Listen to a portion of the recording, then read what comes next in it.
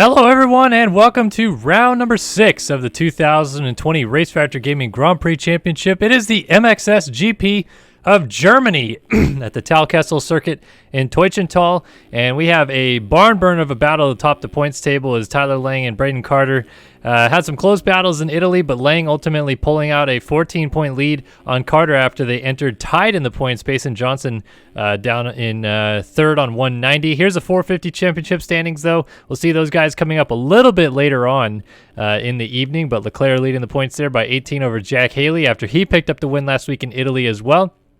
But the Talkessel circuit in Teutschenthal, 1,640 meters in length, a little over a mile in total length, and we're about 100 miles outside of Berlin, the capital of Germany, and only about 25 miles outside of Leipzig, I believe. So, fun racetrack, pretty fast and flowy. Hosted the 2013 Motocross of Nations, for those of you that might remember that day back in Germany. But the track actually has a lot of undulations up and down hills, but it's kind of built in between a valley, a little ravine. And as you go over the finish line jump, you have a long finish line jump table into a left 180, a little table into the right 180. Head back up to the back end of the circuit here. You got this long tabletop. There used to be a double, actually. It's now a table.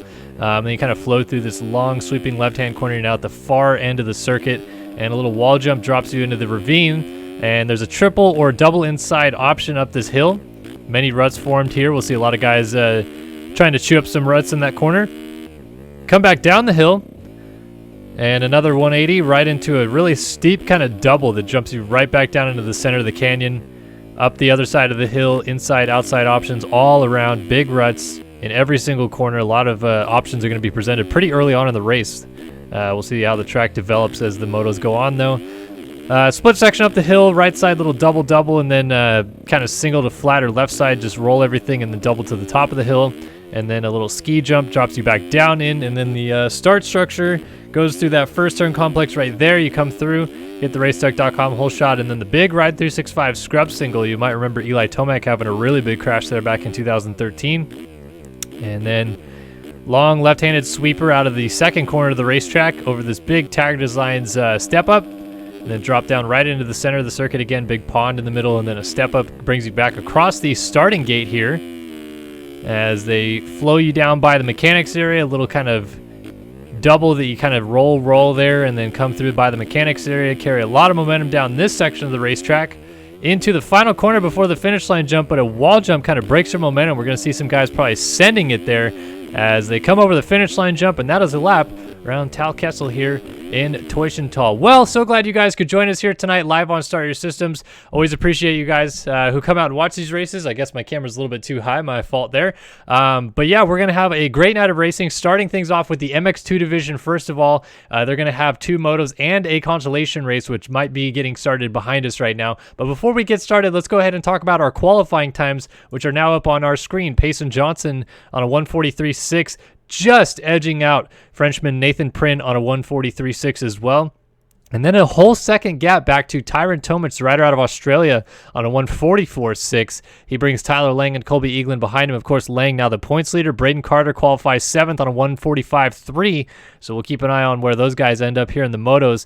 But that consolation race is going to be everybody Cale Braden on back. So Cale Braden down to Tucker Chitwood in 47th ran lap times, and they will now be seeded into this consolation race depending on whether or not if our top 36 riders all showed up. Someone like Cale Braden and Ricky Williams may still get in, but we'll have to see whether or not that is the case, as we're going to jump into the server now and see where we are. Of course, my name is Kellen Brauer. I don't think I said that at the beginning, but bringing you guys the action here tonight in Teutschenthal in Germany. And we are going to have 2 MX2 motos that are going to be absolutely chaotic to get things started here. And here is our runners out there for the consolation race by the looks of it. They're just working on their parade lap at the moment. Moses, Holmes, Johns, Nygren, Chitwood in there as well. And only 4 of these riders will go through to the motos. So top 4 transfer into the motos. All other runners are headed back to the semi for really just the rest of the night. There's nothing else they're going to do. Wow, Jeremy Siebold ends up in this consolation race, so it looks like a couple people got in that did not run times. We're going to see how it goes here as that 30 board turns sideways and only 4 spots go through to the motos. Who are they going to be? Let's find out as we drop the gate in Germany. Oh, looks like the 814 of Johns on the outside hit it, and it's the, I think, 933 that got a great start. He gets into Siebold. Siebold stands it up, and it's actually Nick Tomasunis, the MXLocker.com machine, that grabs the hole shot as everybody goes over the big sky single there. He's got Owen Hillman right behind him, Mac Holmes, and there is Siebold on the 39 around the outside. Siebold, of course, your current 2020 450 Supercross champion in the game, so interesting to see him in a consolation race here for the GPs as he gets kind of hung up with a couple guys and goes down. And we got more riders down. It's Tomasunis and Hillman down on the start straight as everybody funneling through for position, and now puts Mac Holmes to the lead. Siebold goes to second. We got Nygren getting passed here by Tyler Moses, so Nygren drops back to fourth as Moses goes up into third. We drop down into the valley, up and over the finish line jump. It's a long finish line jump here. These 250Fs really going to struggle for power as down goes Mac Holmes out of the lead. Looks like he either cased or OJ'd.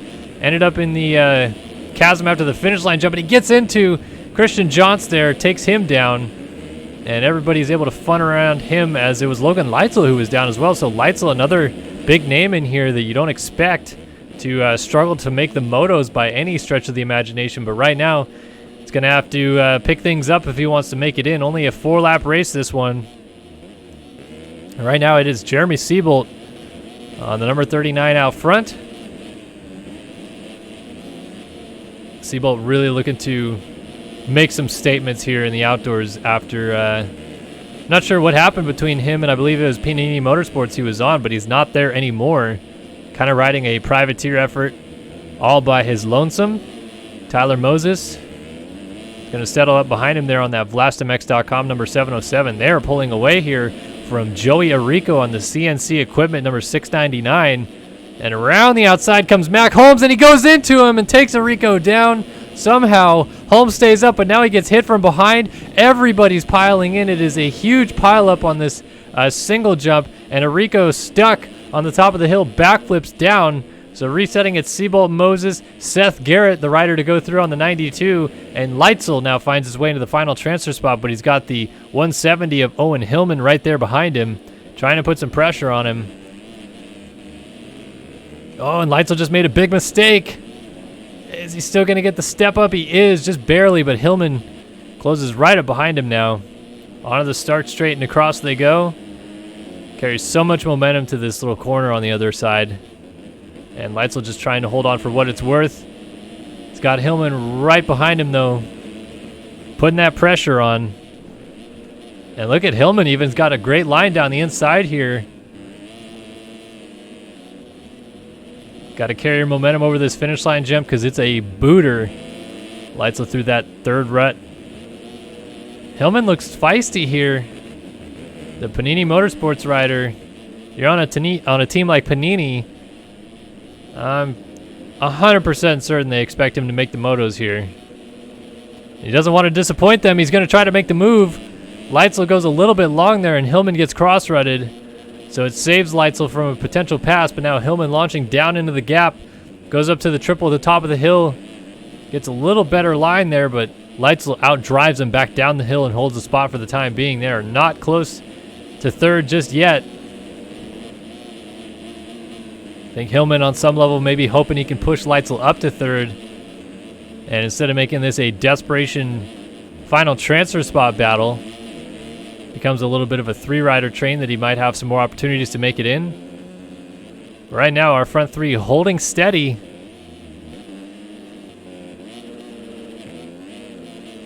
Leitzel under the race tech whole shot area. Hillman giving chase.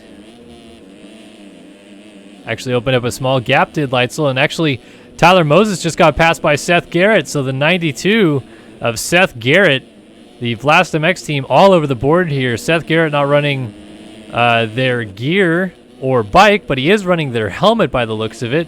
And Tyler Moses is running the bike and gear, but is not running the helmet, so not sure what's going on there. But Garrett goes down.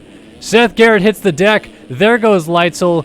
There goes Hillman into the final transfer spot. So Garrett, who had just moved up to second, drops out of transfer as the white flag waves, and he has got his work cut out for him. So he's got to close back up to Hillman and get through on him, or hope that Leitzel or Moses have a fall-off crash. I think we've got Seabolt too far out in front for anything to happen in that regards, but he could maybe hope for something between Moses and Leitzel here, as Leitzel peeking down the inside on the 76. Trying to scrub down and carry the momentum up the hill. He's got a good drive down the inside. Moses comes across, almost contact, and Leitzel runs him all the way to the top of the track, but makes that pass. So Moses settles back into third. Not wanting to go down is Moses, although Garrett just fell at the top of the hill. And now Hillman's down at the bottom of the hill. Here comes Seth Garrett. He's going to get a great run here as Hillman just got going. And Seth Garrett now right on his back door here. Let's see what he can do. The 92 machine trying to make things interesting.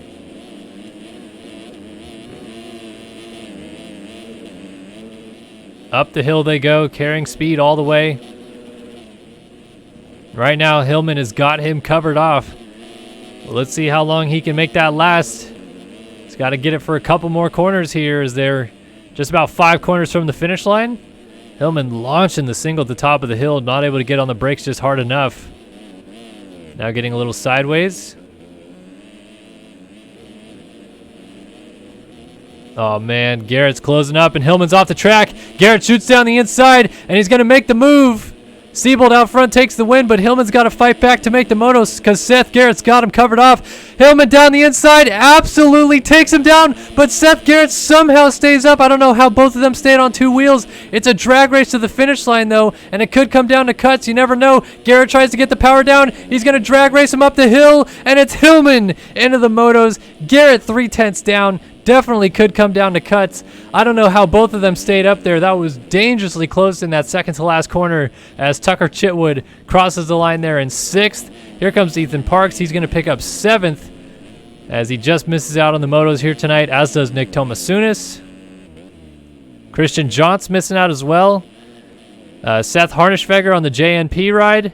And Chucky Nygren backflipping in front of Chandler Bloxham here, the DeBomb Designs number 81. Also going to miss out Joey Arico. He's out of this one, as is Mac Holmes. And I myself am sitting on the gate in warm-up. So we're seeing another fantastic last place battle here between Chandler Bloxham and Chucky Nygren. Who wants it more? Is Bloxham going to go for the full send like we saw Hillman do? Oh, he does. But they're tiptoeing in their jorts through the corner, and Nygren blocks him back off. Now Bloxham shoots down the inside. Clips a tough block. It's going to be another drag race to the finish line. Who's going to get it? Oh, Bloxham just gets him over the line. Another close race. But Nygren actually had cuts. And let's see. Oh, it is a change. Hillman had too many cuts. He had half a second of cuts. And in the end, Seth Garrett goes through to the motos. Unbelievable. Owen Hillman just missing out there. Tyler Moses, Logan Leitzel, Jeremy Seabolt headed through with Seth Garrett, though. Man, bummer there for Hillman, but obviously that would be elation for Seth Garrett, who just narrowly makes it into the motos here. And we are off and running here, Talkessel Circuit here in Teutschenthal, Germany. The 6th round of the Race Factory Gaming Grand Prix Championship. Halfway through the season now, only 5 rounds left to go. And we're going to see where the next step in the championship lies here tonight between Tyler Lang, Braden Carter, Payson Johnson. He qualified fastest tonight, and he sits 35 points down in the championship. So he's going to need something big. Actually, I'm sorry, he sits 25 points down in the championship.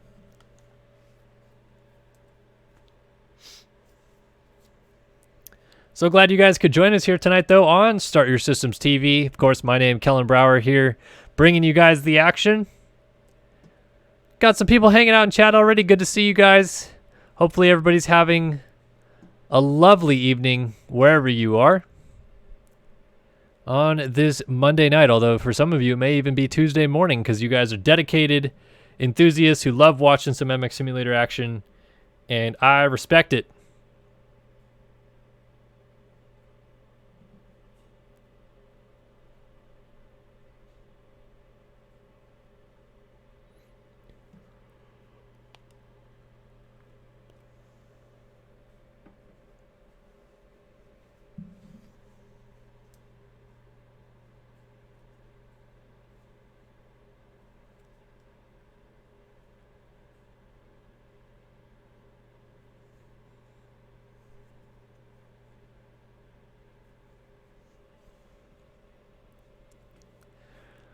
All right, so coming up next, it's going to be MX2 Race 1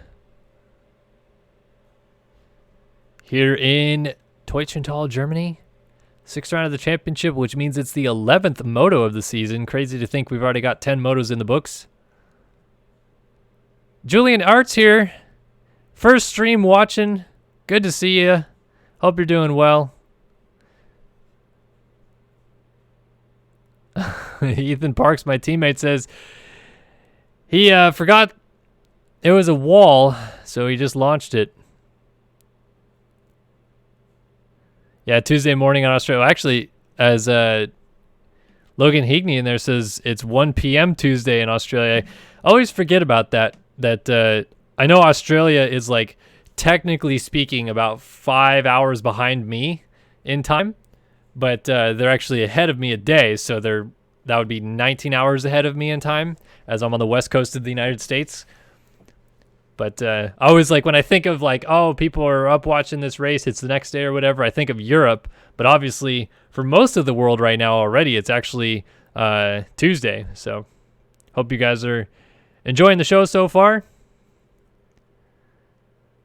Thank you, Ryder Gwyn. I appreciate that. And I see it's 2:48 a.m. in Germany and Sweden for Nick, SHN, and Scott 165. DePalm Designs putting in a great show in the Consi at Southwick. And now here, that's absolutely true. There was a great battle in the Consolation race at Southwick for 14th. And this was a great battle in the Consolation race here for, what was that, 10th or 11th?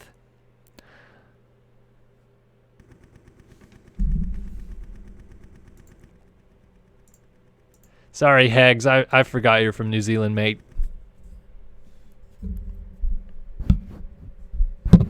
I love me some Kiwis. Aw, thanks, Kyler. I'm a bigger fan of yours, buddy. All right. Parade lap out there right now for MX2 Race 1. Dylan Long, Ethan Gerst, Zoa Cross, Nathan Prinz, second fastest qualifier, Casey Cochran, Ricky Williams, Tyler Moses, Joe Wagner, Daniel Paz, Tyron Tomich, Alex Kerr, Cavacuti, Brandon Nygren, Cole Hans, Cedric Pisanu, Devost Corp. Have not seen that name.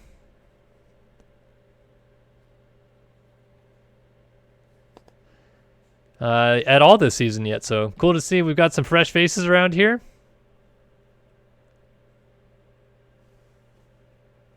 And these guys are ready to go, folks. If you weren't already ready, it's time to get excited. Because these guys are set to go 30 minutes plus 2 laps on the clock. And we're going to see who's going to come out victorious here at MX2 Race 1 at Teutschenthal in Germany. It is the German Grand Prix and MX Simulator live here on Star Your Systems. Let's drop the gate and go racing.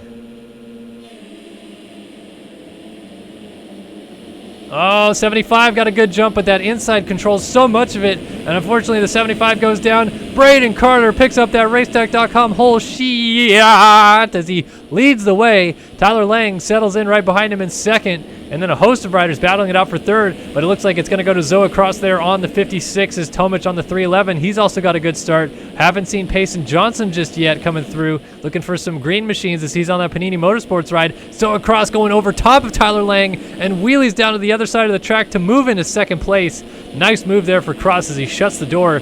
And now Tomich trying to make up a move here on Lang as well and pushes the red plate holder back a little bit. As out front, it's Braden Carter leading us through to complete lap number 1. It's the German Grand Prix, and we are off and running over the finish line jump first lap. A lot of riders throwing big whips off the finish line jump here. Trying to find Payson Johnson. Here he is. He's mixed in at about 10th or 11th right now. He's actually behind a 125. Seth Garrett on a 125 just made it out of the last spot of the Consi and then gets on a 125 and immediately starts inside of the top 10. You'll love to see it. Battle up front. Brewing, though, as Cross gets a little sideways, and now Tyler Lang's pushing onto his back wheel. Cross with an absolute filthy scrub out front. Trying to keep tabs here on Braden Carter, and Lang pushing him up there as Tomich now losing a little bit of touch, and actually Tomich just had a mistake in the background, so he's lost that 4 spot, and now it's a little 3-rider train out front led by Carter.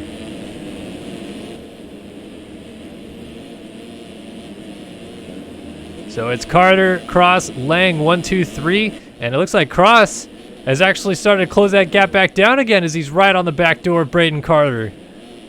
Zoe Cross has come to play here tonight in Germany, but he slides it down. Is that going to cost him second? No, shuts the door. Lang not quite able to get there.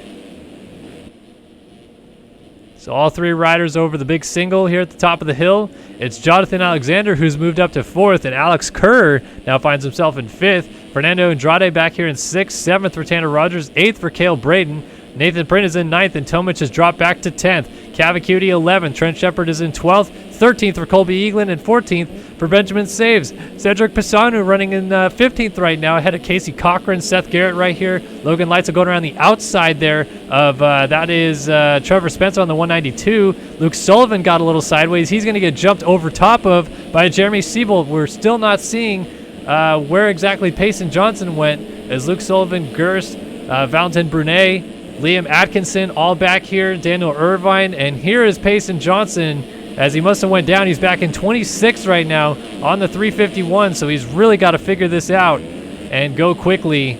Our fastest qualifier, 25 points down in the championship, needs all the points he can get here, and a bad start like this is absolutely not what the 351 wanted to see. This is very reminiscent of what we saw at Southwick, actually, where Johnson, who absolutely destroyed the first moto there last week, had an awful start in the second moto and just could not get going. Crashes aplenty and pushing the envelope just a little bit too much, causing him to finish further down the order. I believe he ended up coming home 11th and just held on to the points lead.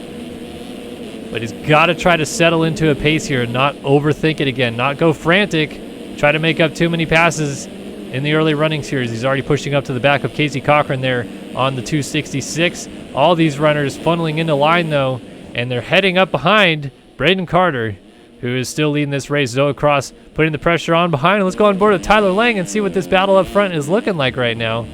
See where these guys are selecting their lines, where they're perhaps gaining some time.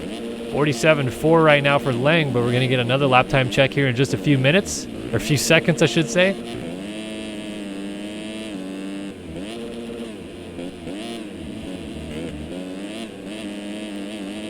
So it looks like Cross actually stretched that back out on Lang a little bit, and all three of our leaders have opened up a small gap on fourth now. Carter checks in out front again, and a 46.5 for Lang to a 45.8 for Cross and a 45.5 for Carter. Only a second in it between our leaders. And Zoe Cross is looking awfully feisty. He was great last week in Italy too. A couple top 10 finishes, ran inside of the top 5 most of both of the motos actually. Led a lot of the first moto as well, as he gets a little sideways there, pushing the envelope, trying to put some pressure here on Braden Carter. It's not actually the worst move ever, though. If you look at the mini-map when we're on board with him, there's a lot of time right now between him and the big gaps back to the pack. So if he were to go for a passer lead right now and try to put the pressure on Carter, he wouldn't lose too much. He'd maybe drop down to about 5th or 6th, which is critical in these early junctures not to lose too many positions, and they've already established a nice enough gap that he doesn't have to worry about it that much. So in this case, he can put the pressure on Carter, try to make a move. It's a chess match sometimes, these races. Yes, you're pushing the envelope. Yes, you're trying to go as fast as you can for as long as you can. But sometimes you just find that groove, you get into that zone, and if you feel like you can make a pass, then albeit go for it. And Zoe Cross certainly looks like he feels like he can make that pass for the lead right now. Almost hooked into that middle rut. That would have been a great idea to try to go up the inside and make that pass there. Cross coming down the hill and launching across the start straight. Look at how far he goes. Lands really heavy on the rear wheel. And Braden Carter has got to be wondering, where did this come from? He most likely would be expecting Lang to put the pressure on him, but right now, it's all coming from the 56 of Zoe Cross as they complete lap number 4 on to lap number 5. And these guys are ripping out front this 3-pack. Getting away from everybody is now Cross has Lang closing up behind him. I think Lang just reset fastest lap of the race at a 45.4, and he absolutely did. He went a 10th faster than Carter's best lap, and it really closed that gap back down again. Shout out MC Andy Williams dropping off 279 of those quick Canadian dollars. Oh, as Carter goes down with the lead. Braden Carter slides out, and he's lost the lead. That is not good for him at all. He was really needing to pick up some points here on Tyler Lang tonight, so he's going to need something to happen now to the 49 ahead of him. 14 points down in the championship, so Lang seeing nothing but good points right there. But how about it? Zoe Cross is leading in Germany right now. And Cross looking so strong here tonight. Like I said, he was great last week as well at Majora. And interestingly enough, when we went to Southwick, he ended up in the Consolation race. Clearly feeling the groove right now here in the German soil at the Tal Kessel circuit as Tyler Lang continues to try to keep pace with him. Braden Carter is a lonely third now. Alex Kerr is up to fourth. Tyron Tomic has moved back into fifth as Jonathan Alexander's dropped a couple spots back to sixth. And he's under attack from the Frenchman. Nathan Prin on the 130 Panini Motorsports ride has caught up to him. And remember, Prin qualified second, but he was only a few hundredths of a second off of the fastest qualification time done by Payson Johnson. So clearly Prin feeling the flow here tonight. Alexander doing his best to try to keep him at bay, and now Prin's off the side of the track. So Rogers jumps over top. Oh, Rogers now getting hung up a little straight up and down there. Oh, and then a big crash. Nathan Prin swaps coming out by the mechanics area. Andrade goes by. I think that's Cavacuti on the 177 going by, and he's going to get going just here behind. Looks like that's Colby Eaglin, who is lagging as Benjamin Saves it also went by, but he just went down, and it is Eaglin on a 125 who's lagging a little bit here. Oh my goodness. Big time lag there for the 57. Trent Shepard also went through on the 78, and now he's gone down. He clips his head on a tough block there on the inside.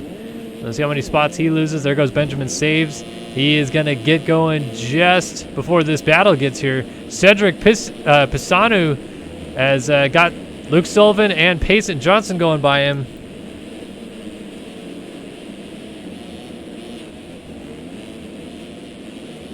So Johnson and Sullivan both moving forward. Johnson's now up into 15th. He did a 55.5 last time by, which is a little bit off the leader's pace, but obviously doing so in traffic and may have even had a fall or two mixed in there, but definitely now finding himself some good points, and we're not even yet 10 minutes into this thing. Next up, looks like he's trying to set sights on his teammate, Nathan Prin, who has crashed his way all the way back to the 14 spot now. Logan Leitzel's moved ahead of him, but we also have Shepard hitting the deck again. 2 times in a lap for Shepard on the ground on the 78. He's going to get going just as Pisanu and Sullivan get here, which means did we lose? I thought maybe we had lost Payson Johnson, but he's just that far ahead of these guys again and already putting some pressure on Prin, who just got all out of shape, completely squirreling his way up the hill there. And now it's a teammate battle back here. Now a rider down on the outside looked to be like Leitzel, and Payson Johnson almost jumps off the side of the track trying to make the move on his teammate Prin here. This would be for 12th because they've made some moves. Johnson a little wayward there going up the step up. So Prin opens up a gap again on his teammate. Benjamin Saves, and now Colby Eaglin moves up inside of the top 10. Fernando Andrade right there on Cavacuti. This is a good little battle here between the 1.7 and the 1.77.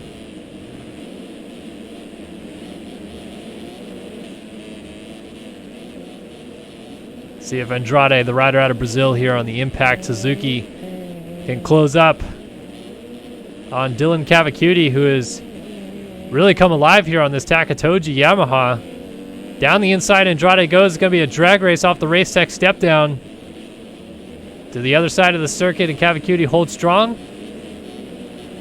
Back and forth through the little ravine we go.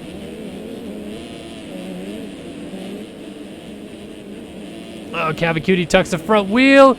Andrade goes by. There goes Eagland. Saves not able to go through as the 215. I think that might have been Ricky Williams perhaps moving out of the way there. And now Eagland all over the back of Fernando Andrade on the 57. Eaglin ripping this 125 around the circuit right now.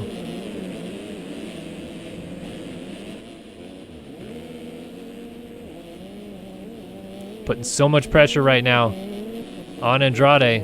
And a rider down, that's Rogers. And Eaglin gets a twofer right there. He's going to go up to 7th now.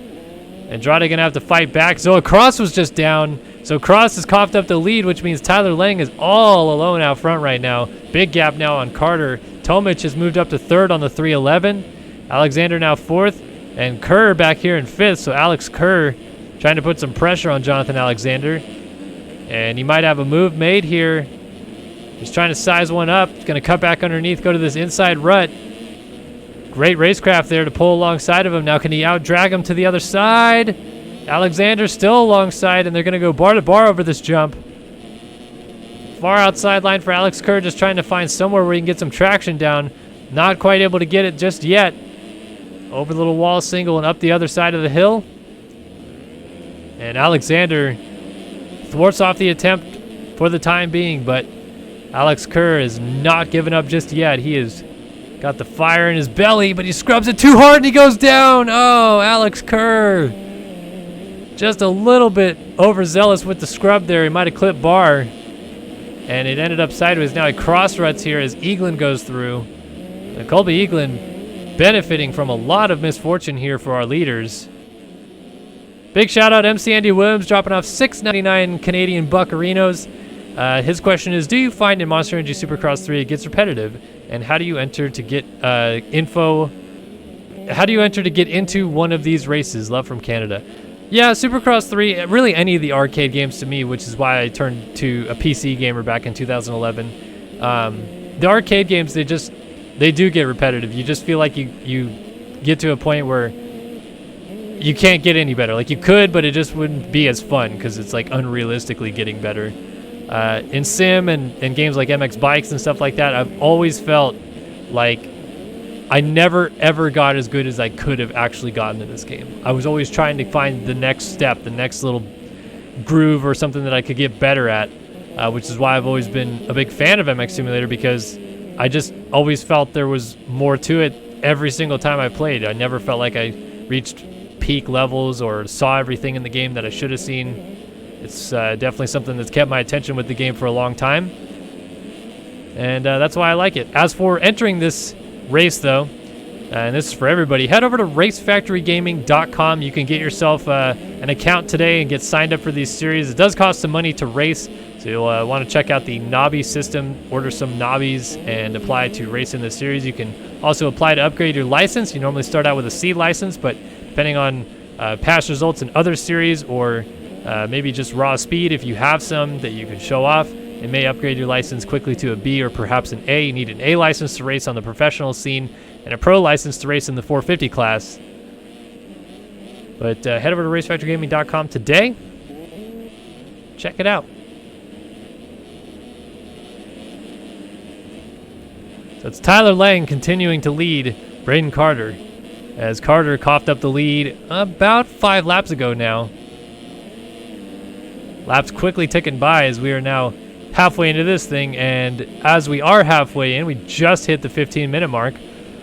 I'll go ahead and give you guys a quick top 20 rundown right now, brought to you by racefactorygaming.com, because we just plugged them. Racefactorygaming.com is your one-stop shop for entering all these lovely races you watch here on SYS, whether it's the GPs, the Nationals, Supercross, or anything in between. They host a lot of racing series, including off-season stuff, like the MX Sim Cup for years. Used to do a FamMX Fall Cup, some spring racing series and stuff like that. Always a good time over racefactorygaming.com. Check it out today and join some of these fun online races. Tyler Lang, MV Films number 49, points leader, 14 points up on Braden Carter, and right now about 3 seconds up on Carter in this MX2 Race 1. Carter on the QM1, number 18, sits in second. Third right now, the rider from down under, it's Tyron Tomic on the Connect Visual 311, third fastest qualifier, third on the racetrack, looking for a career best here tonight in Germany. Fourth right now goes to Jonathan Alexander on the AEO number 89. AEO Power Sports is a name in this game I haven't seen in a long time, but good to see some support back out there right now for the number 89 machine. And in fifth is the 125 Ripper, Colby Eaglin. He is lagging up a storm on this Panini number 57. But he's in the top 5 right now in a 125, which is always impressive regardless. Sixth right now goes to Zoa Cross on the MXSoccer.com number 56. He led this race earlier, and he seems to be pretty feisty tonight, but he's got to stay off the ground to continue his charge forward. Nathan Prin, Panini Motorsports number 130, sits in seventh. He was your second fastest qualifier. He's trying to turn his luck around and move forward here, try to make things interesting down the stretch. Payson Johnson is your fastest qualifier. He sits in 8th on the 351 Panini Motorsports ride, and he would love to get up and battle Lang and Carter for the lead at some point today, as he needs to claw some points back in this championship. Tanner Rogers sits in 9th on the number 499 Mad Cave Yamaha, and 10th is actually Alex Kerr, but he's going to go to 9th over Zoa Cross. No, he lands on Zoa Cross, and they're both down, so 9th and 10th are on the ground. Zoa Cross and Alex Kerr. Alex Kerr on the Takatoji number 84 drops back, so 9th now goes to Luke Sullivan on the QM1 number 11. 10th is now Benjamin Saves on the number 54s. Cross moves back to 11th. 12th for Kerr. And 13th is a battle between Dylan Cavacuti on the Takatoji 177 and a lapper. So 14th is Quentin McDaniel on the QM1 number 181.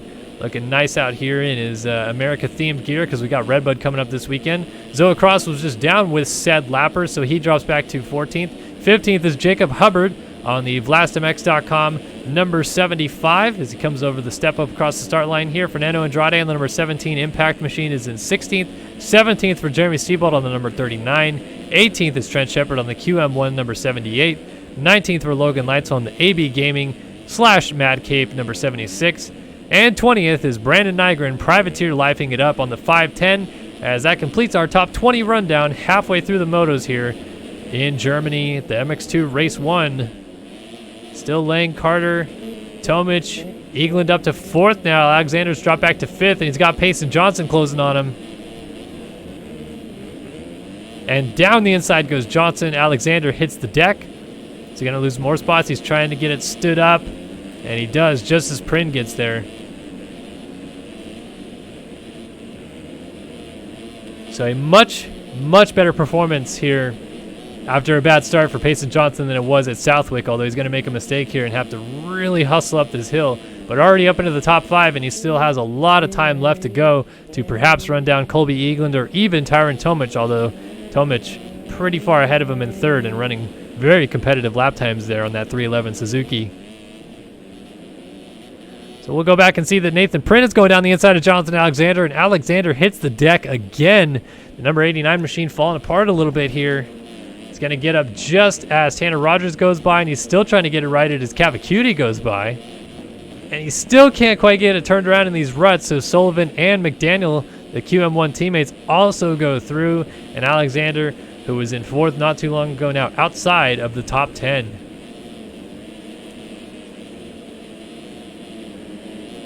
Although he's trying to get back by Quentin McDaniel, who was just into 10th. And now McDaniel is down and off the bike. So there goes Alex Kerr. There goes Jacob Hubbard. There goes Jeremy Seabolt. There goes Andrade. There goes Cross. And McDaniel loses 6 spots due to that crash and settles in behind this Andrade Cross battle, making it a little 3-rider train for 14th, I believe, now.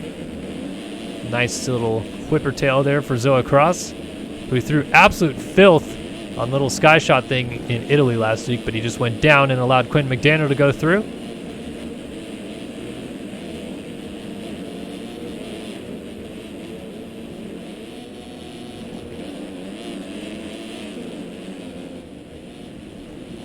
Battle here of the teammates. Takatoji 177 is Cavacuti, 84 is Alex Kerr, and not their teammate, the VlastMX.com number 75 of Jacob Hubbard right behind them, as is Jeremy Seabold, a little 4-rider train here through the back half of the track right now.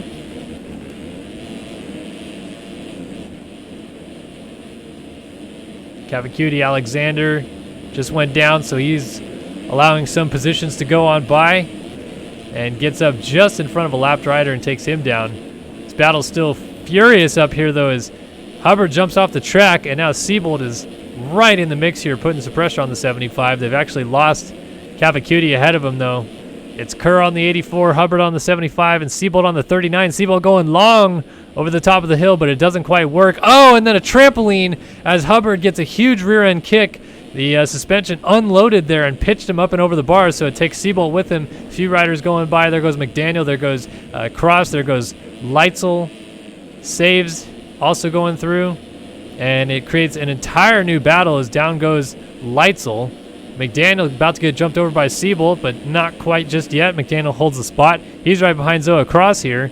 Now Cross gets stood up in the corner a little bit, and McDaniel has to take evasive maneuvers, so Siebold takes a different line entirely. Twice in a row, he's trying to go around the outside of him here. And it's going to be a little drag race over the finish line jump here. Bar to bar they go. Dualies? Not really. Just kind of a little flick out for both. So Siebold makes that pass, and Cross hits the deck. Zoa Cross is coming a bit unraveled here after leading early.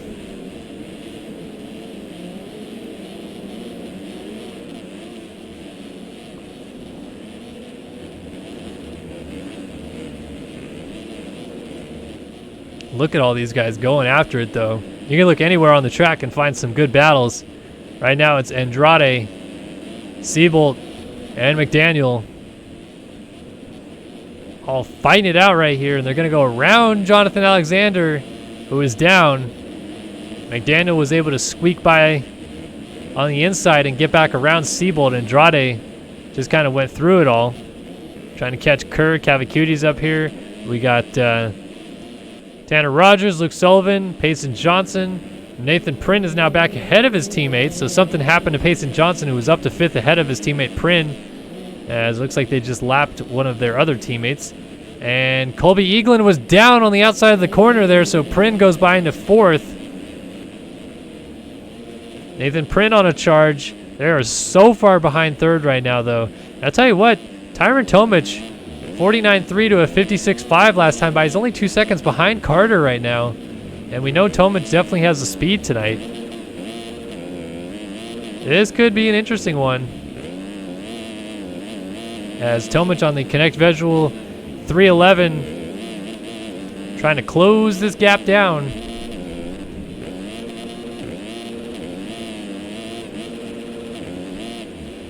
Getting a little wayward there. Dropping down the hill.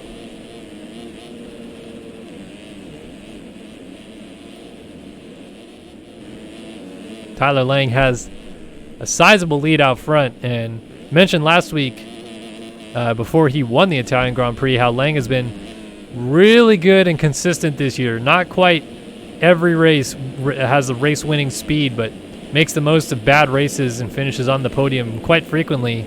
Now it looks like he is turning into a speed demon. Dominating wins last week in Italy.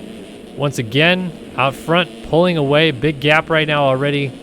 First moto in Germany.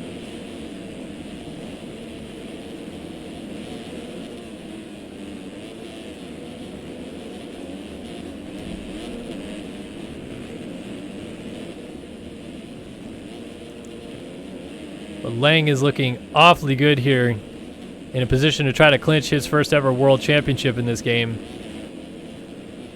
and put another championship trophy on the MV Films mantle, which I'm sure they'll be excited about.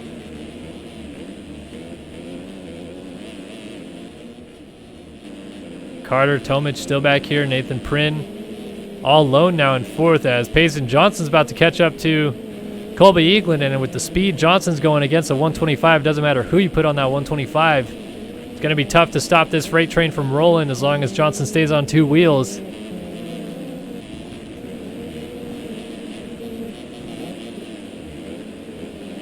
But Eaglin is, goodness, he's lagging so hard. Can't imagine Payson Johnson even sees him, and you might have just got into him because of the lag bubble there. Colby Eaglin absolutely flickering all the way through the racetrack right now. He's lagging so bad that we can see it.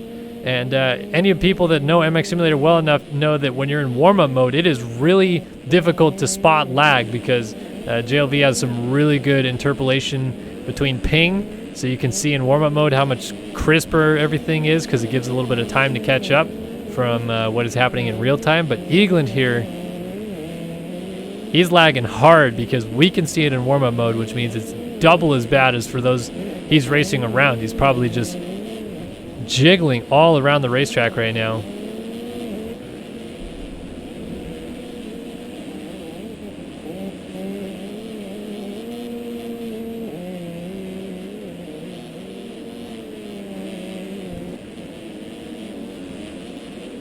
Oh, looks like Tomic got around Carter.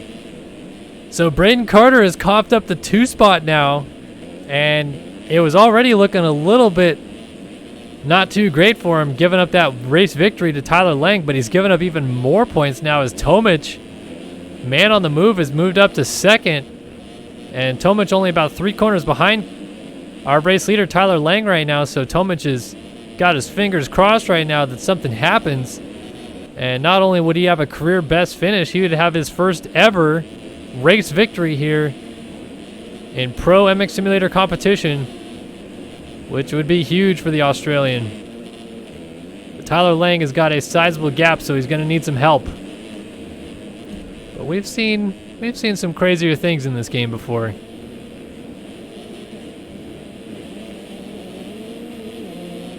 All right, Payson Johnson's caught back up to Eagland. Let's see if he can put the pass on him this time, or if he's going to get caught up in the lag bubble once more. This is for 5th. Again, not exactly what Johnson was hoping for after qualifying fastest here tonight. But starts. He does not get good starts.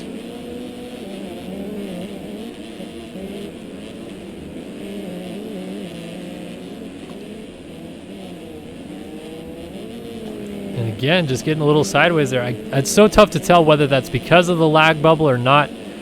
Like I said, what he is seeing is so much different than what we're seeing. Even as much as Eaglin is lagging around, he's probably jittering all over the racetrack right now for Johnson, stopping, going, and when you're in that position, it doesn't matter if, you know, Eagland himself isn't in a specific spot. If his lag bubble has stopped in a certain area and Johnson hits it, he still goes down. He still hits Eagland's bike, even if, you know, Eagland himself is 45, 50 feet up the racetrack. His lag bubble is 50 feet behind him, and it takes riders down.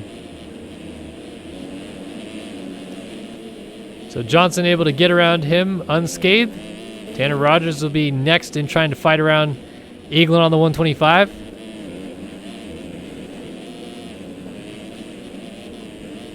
Battle's kind of settling down as Alex Kerr goes down. He'll be all right, though. He's going to get up still in 11th. Zoe Cross not quite close enough.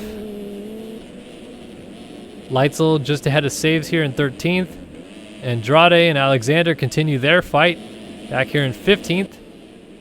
Shepard, Paz, Hubbard, and Nygren still inside the top 20. Daniel Irvine, it's the worst feeling ever finishing 21st in a 30-minute moto. So much time and effort put in just to finish 1 spot out of scoring points. It sucks.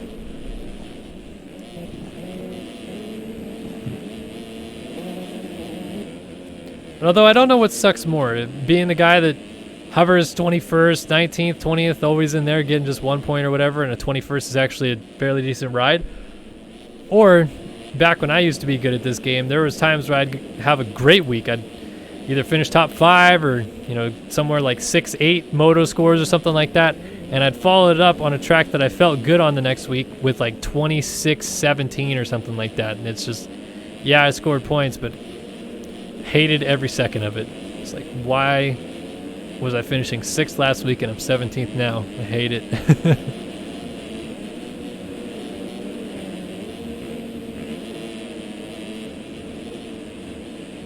And Carter's starting to reel back in Tomic here.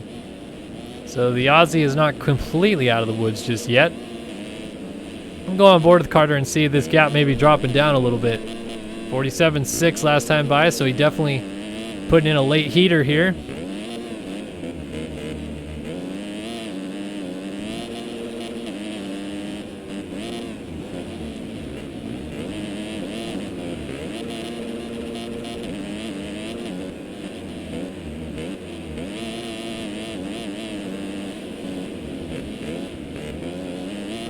Got it down to about 1.5 seconds here, and there's some lap traffic coming into play. Back up to about 2 seconds. Oh, lapper. Oh, my goodness. Carter got lucky right there. That lapped right. Well, I mean, it would have been unlucky to hit him, so. Got fortunate, I should say, that that lapper didn't hit him.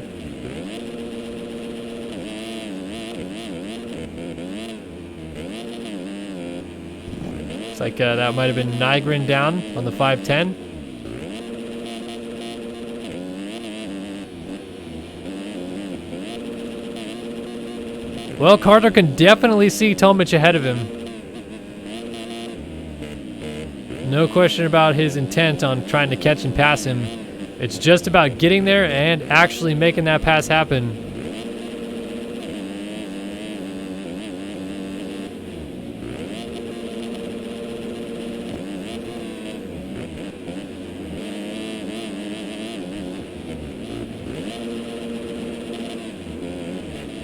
It's all over the back of him, though.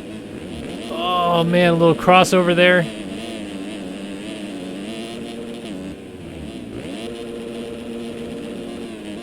Oh no! Over jumped the table, landed, got a big kick to the right, and then it swapped back left as he floated over the little single there. And Tomic back to being alone in second place. And Carter's got to be careful here because Nathan Prynne is trying to close this thing down late, but Prynne just had a big one and fell. It's going to allow Payson Johnson to close that gap down a little bit, not quite close enough to actually get around him just yet.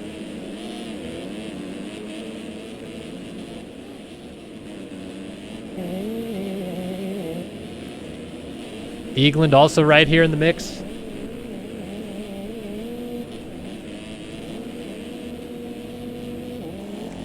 Bringing Seabolt right behind him there on the 39. Seabolt coming fresh out of the Consi. Didn't even set a lap on the track before showing up here tonight to make it through the Consi. And Tanner Rogers just went down as Sullivan went by him.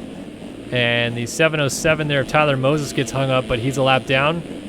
So Rogers gets up kind of in the midst of some lap traffic battles as the white flag waves for our leader out front. Tyler Lang has got a lot of time in hand over Tomic. No real battles going on inside of the top 10, and some of these guys outside of the top 10 are already a lap down. Dylan Cavacuti has got Zoa Cross right behind him, and Benjamin Saves, and he's not too far behind his teammate Alex Kerr as these guys continue to just battle all the way to the finish line.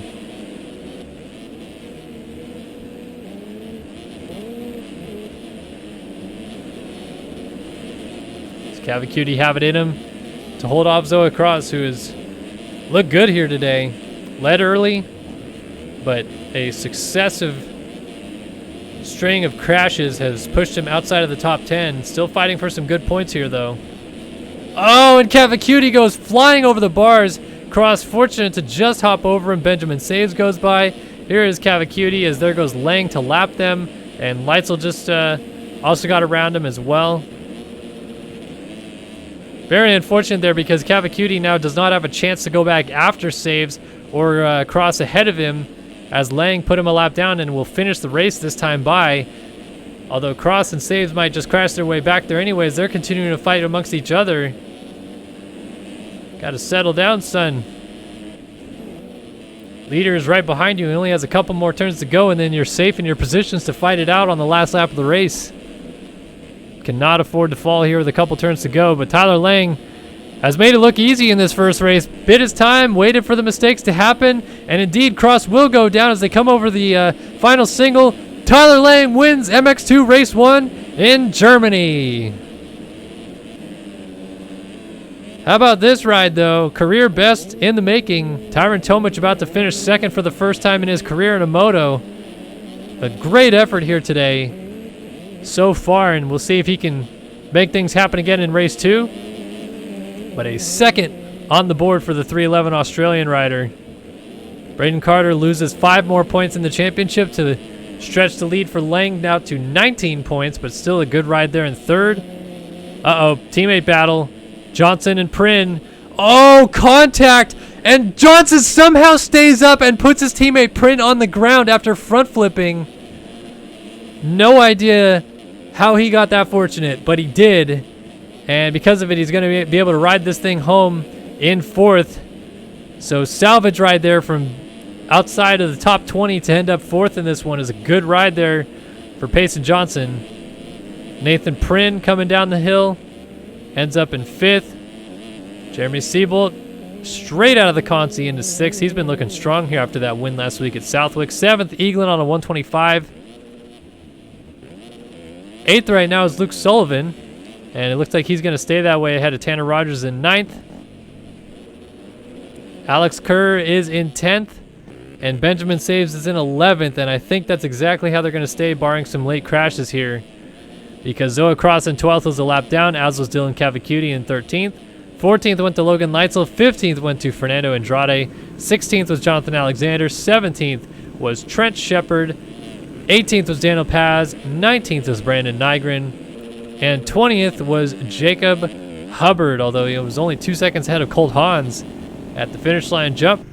So we'll wait for cuts to come in. One more runner still has to cross the line and see where our top 20 end up. There's cuts.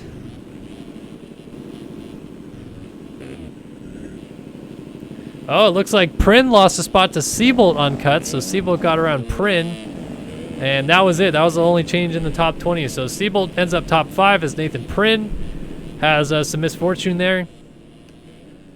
And that is race 1 in the books here in Germany. We got an intermission coming up right now.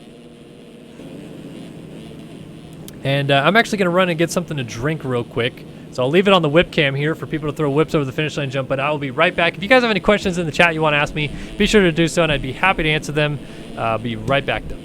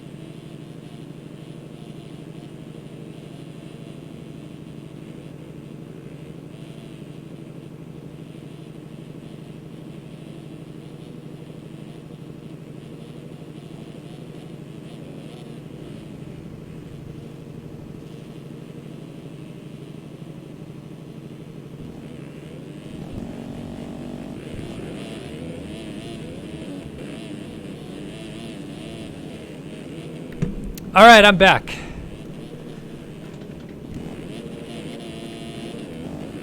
No, I do not partake in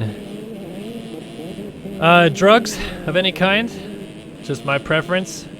I really actually did need to go get something to drink. My water ran out of here. Let's see. Seabolt's racing a 250 just because he wants to. I don't think there's anything to it other than just, you know, wanting to. My favorite color is blue. But I like a myriad of colors. Not a one-color person. Who is my Mount Rushmore riders of all time for IRL for Supercross and Motocross? So if you're combining them, Ricky and Jeremy for sure. James.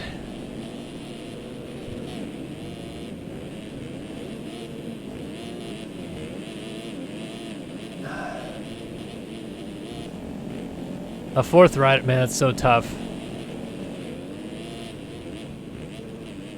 I'm torn between saying someone like Villapoto or Bob Hanna for my fourth rider for Supercross and Motocross, because like you have to, like if we're talking about Supercross and Motocross, I think it's America only. If we're talking about just Motocross, I would have a Mount Rushmore like completely mixed with GP riders and American riders in my opinion. But I would say McGrath, Carmichael, Stewart, and I'll go Bob Hanna because he was great indoors, he was great outdoors, and he did it in a time when no one else was dominant, and he was dominant in both. Whereas like Villapoto, yeah, he had some gnarly competition, but still, I don't know. I'll say Bob Hanna for me. Holy smokes! Yogi944 drops $50 off. Says, enjoy, Kellen. Hope this helps out with the baby. Austin Bear, you legend. Absolute legend. Thank you so much. That is really, really, really awesome of you, buddy. I appreciate that. That is going to help out a ton. That is going to buy us some diapers because she goes through a lot of diapers. Holy smokes. But Austin, seriously, that is so nice of you. I know you came on. You said you're going to donate tonight. I really didn't expect you to donate that much, and that's so kind of you, man. I really appreciate that. That means a ton, and you're awesome, dude.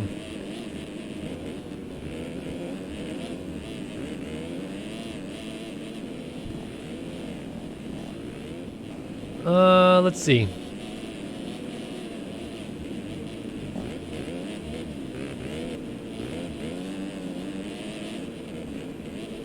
Ever see any series like this coming to MX Bikes, MLG Spork? Yeah, I think so. I think it's going to take some time, and they have some netcode issues and some things like that that still need to be fixed up over there. But I think eventually MX Bikes will have some series like this. I don't know if it'll be as high profile, I guess would be the right word, because Sim at the right time got big. It was when console games went away. There's only so many games you could play, and PCs were becoming much more accessible to the general public. So Sim got huge and hit mainstream kind of quickly. Like there were Sim races. I know we just had one on Racer X this year in Supercross, but like Verb picked up Sim races, Vital picked up Sim stuff, Moto X Addicts, like it was everywhere. And while MX Bikes definitely has the potential to do that, I think it's like kind of that like sim wave, that new wave of everybody being excited about simulated games is kind of over, I would say, at this point. But it doesn't mean it's completely gone. I mean, there definitely still could be some, some changes down the road.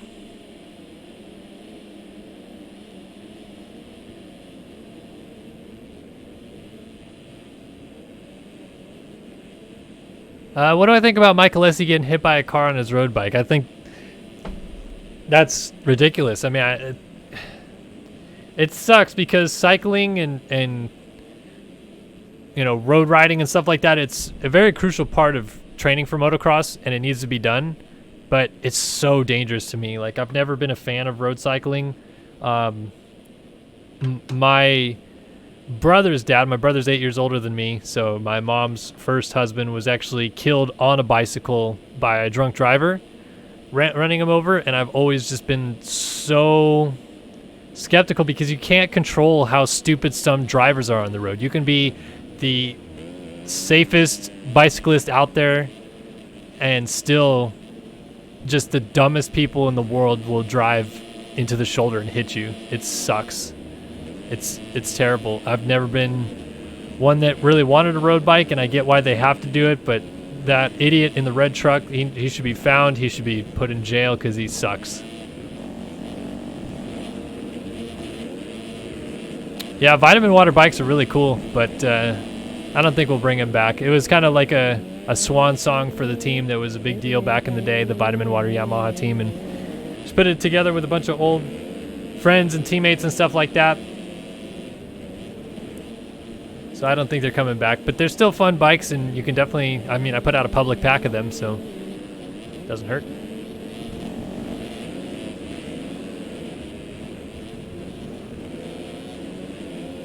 Oh, Austin, seriously, don't worry about not giving any more, buddy. That is more than enough to give me $50, man. You're legend. You have no idea how far that goes. I mean, I know that sometimes people are like, oh, $50 doesn't mean that much, or $10 doesn't mean that much, or $1 doesn't mean that much. Every little penny that I get helps, because even if it doesn't help me right now, you know, I always want to try to save up for my kids' college funds and things like that down the road that I can help my family with. So every little dollar you guys give means so much, and I always appreciate it, and you're an absolute legend, Austin. But let's get started and revved up again. It's time to go racing. MX2 Race 2 is on the gate here in Germany. Who's going to get that Racetech.com whole shot? Looks like Hubbard on the 78 timed the gate, and he's coming in from the outside, but he's going to get hit by Lang and go down, and whole shot goes to Payson Johnson on the 351, fastest qualifier. He finished up in 4th in the first moto, and right now he is ahead of the rest of the field with a great start. That's exactly what he needed to see here, as Tyler Lang, the championship leader, settles into second. Ethan Gerst, Nathan Prynn, Quentin McDaniel, Chris Post, all with good starts right behind him. And Johnson already going to try to set sail out at the front.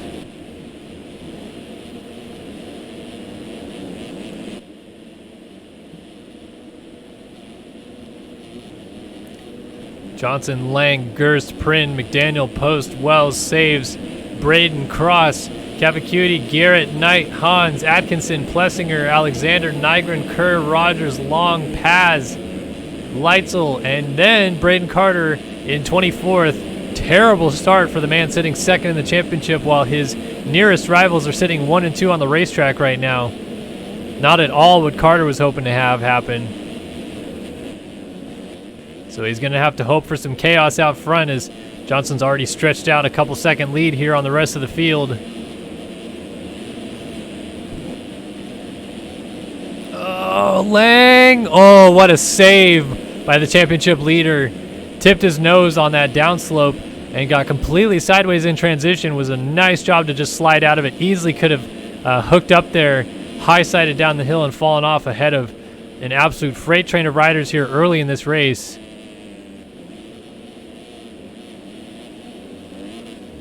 Oh, sideways. Ethan Gerst goes by. Lang now has saves right behind him. So Tyler Lang, winner of the first moto here. Bit on the struggle bus right now, as around the outside goes Benjamin Saves, but Saves jumps off the track and goes down. So Nathan Prynn taking full advantage of that to get onto the back here of Tyler Lang.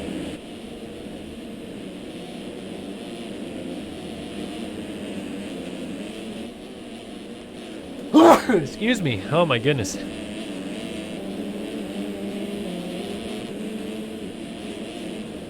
Prynn trying to peek down the inside of the number 49 here.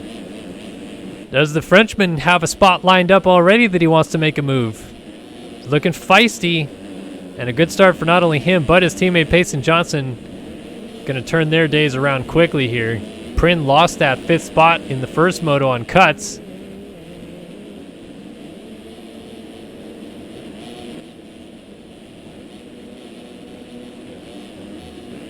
Oh, look at that. Back down the inside. Lang goes up underneath the Gerst, and Gerst gets hung up on the wall. McDaniel saves, also linging on by.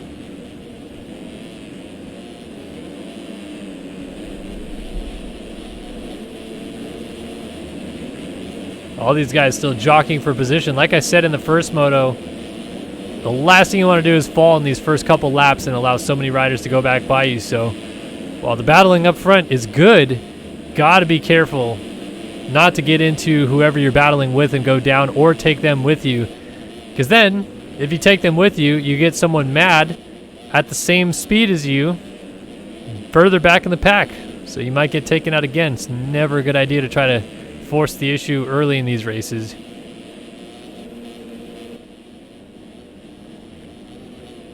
All these guys trying to keep pace as Nathan Prynn goes off the track. He was right on the back of Tyler Lang, but loses some touch. And Johnson's lead is absolutely gigantic already. He is pulling away from everybody out at the front of the field. Want to do a quick look at how big the gaps already are.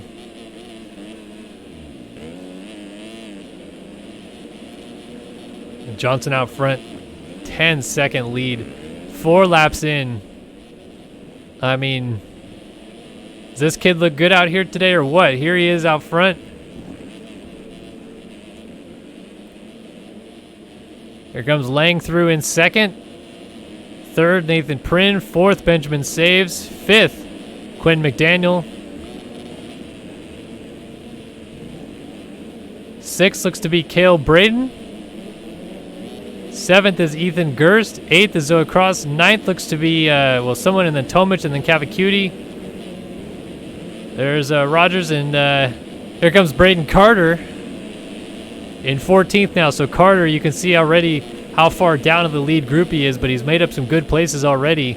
5 minutes into this thing, he's already up into 14th, gaining good positions, and has a host of riders right in front of him that he could take advantage of here, as he's trying to do everything in his power to not let Tyler Lang extend his championship lead today. But at least for right now, it is not looking too good as he moves up to 11th.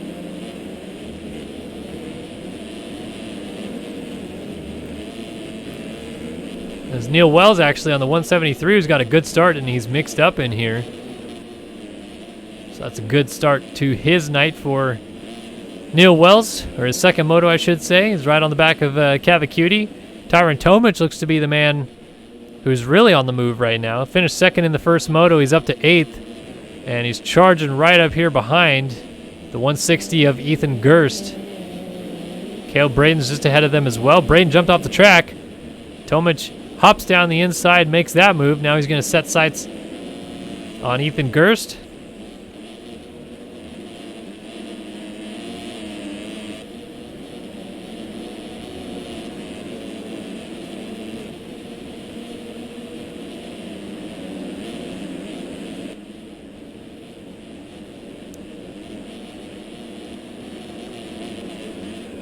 Tomic has looked revitalized tonight. Good qualifying always seems to help the confidence, but he's looked like he's just riding a lot stronger in general. More speed being carried through the corners. Seems like he has the scrubs pretty dialed in, isn't over jumping stuff. When you're a rookie to the pro rank, sometimes it's hard to adapt and get used to the pace and everything, and you just want to push all the time, but you learn fairly quickly in this game that slower is often better. Taking your time, trying to connect lines, feeling a flow. And then once you get to that comfort level where you're really just kind of coasting from corner to corner and hitting your lines and hitting your marks and gaining speed, then you can start pushing the envelope in and out of corners and scrubbing harder and doing things more gnarly if and when you need to during a battle. And it seems like Tomic has settled into a pace that he feels comfortable with. Still pretty new to the game, though.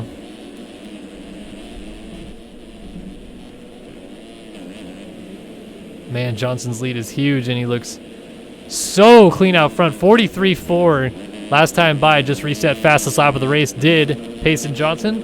17-second lead. And on his way to try to make this thing look way too easy. Way easier than it really is. 46.3 for Saves in second, 49.5 for Prin, and Lang right on the back door of Nathan Prin here. We've got a 3-rider battle brewing for second.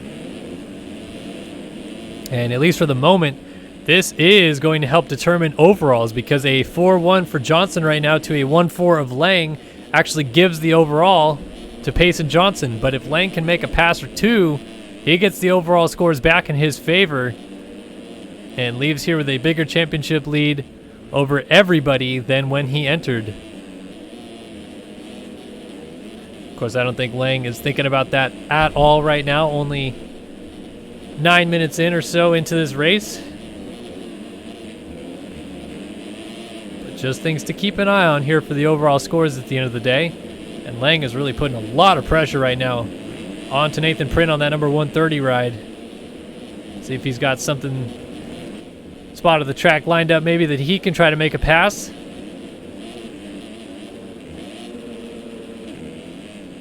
Ooh, gets a good drive here. You always want to kick pretty far right on that little hop single out of the valley there. And Prin just made a big mistake, so Lang tried to jump to his inside, but Prin charges back around the outside to hold it.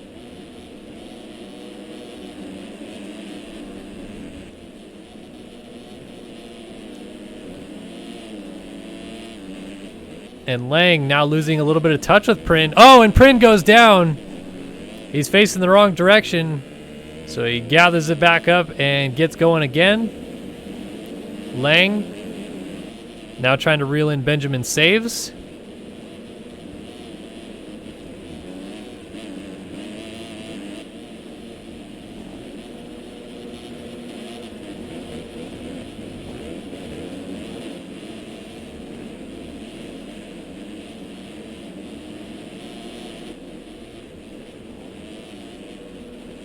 This would be for second if Lang can get him, and that would be a very big second place for Tyler Lang to get up there and crucially steal so many more championship points away, particularly from Braden Carter, who at this point, unless he gets things turned around, is going to have to start worrying about dropping down to third in the championship as Payson Johnson's getting his season turned around well and truly here.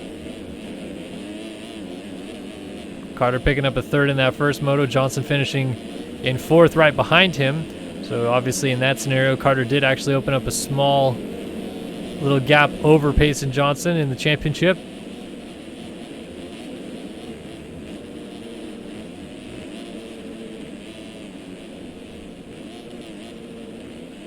Lang actually not quite able to put the pressure on Benjamin Saves just yet. Saves doing a nice job to respond. Prin, Tomic launching down the hill. Here comes Siebold, Cavacuti, McDaniel, Gerst, and Carter. Carter now up to 10th, did a 46.3 last time by.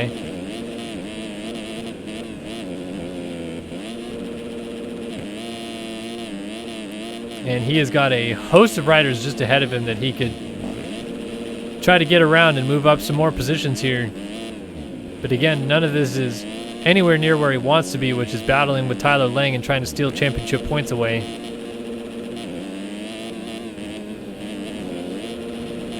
Oh, look at that launch out on the start straight. And I think that was Dylan Cavacuti that was down off to the left side. So Carter took full advantage of it to go around him. And now he's trying to set sail off ahead of him there. Let's see, that's Ethan Gerst. I thought it might be.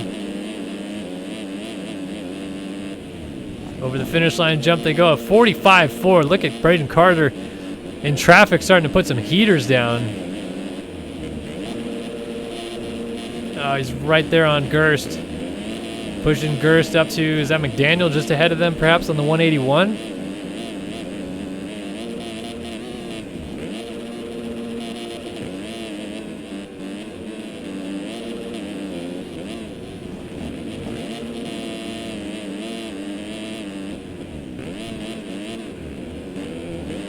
Oh, Gerst a mistake, and Carter, nice job. Just stayed in it. Got a little lucky there that Gerst kind of slid out of the way. Moves up to 8th now, and he's going to set sail after his QM1 teammate up here. I believe that is Quentin McDaniel on the 181.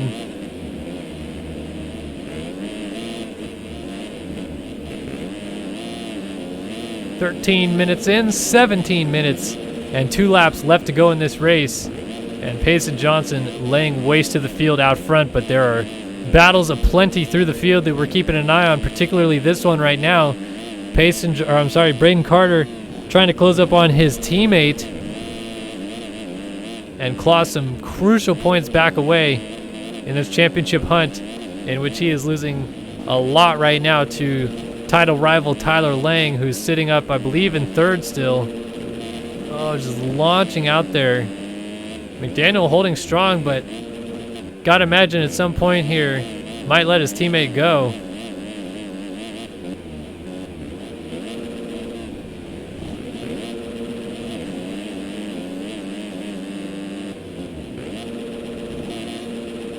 Oh, thought he was coming up short there. Looked awfully deceiving. Oh, Carter! Oh, nice save. Front end tuck. Down the inside, Gerst trying to get back by, not able to get him. And Carter loses touch with his teammate. All the while, Jeremy Siebold is still ahead of them. Nathan Prin is putting some pressure on Tyron Tomic. Benjamin Saves has indeed dropped back to the 3 spot, and Tyler Lang is up in a second, which means he has got the Grand Prix victory sealed off if he stays there. Keep an eye on this battle here for the 4 spot. Frenchman Nathan Prin taking on Australian Tyron Tomic. It's a world affair here at the Race Factor Gaming Grand Prix Championship, and For those of you that are maybe new to this series and don't understand what we're watching or talking about, is a simulated motocross game with actual real people in real life that are playing this game right now somewhere in France at 2 a.m., 3 a.m., whatever it is now. Nathan Prin is holding a controller and battling with Tyron Tomic, who is somewhere in Australia holding a controller at 2 p.m. tomorrow as they get together. And Prin stays up on two wheels. Tomic goes down, and I think that's Seabolt that's going to take advantage of that. It is. Seabolt goes back through. But just goes to show you this brings many different parts of the world together here, as we had two riders basically on opposite sides of the planet from each other, making contact while battling for some points-paying positions here.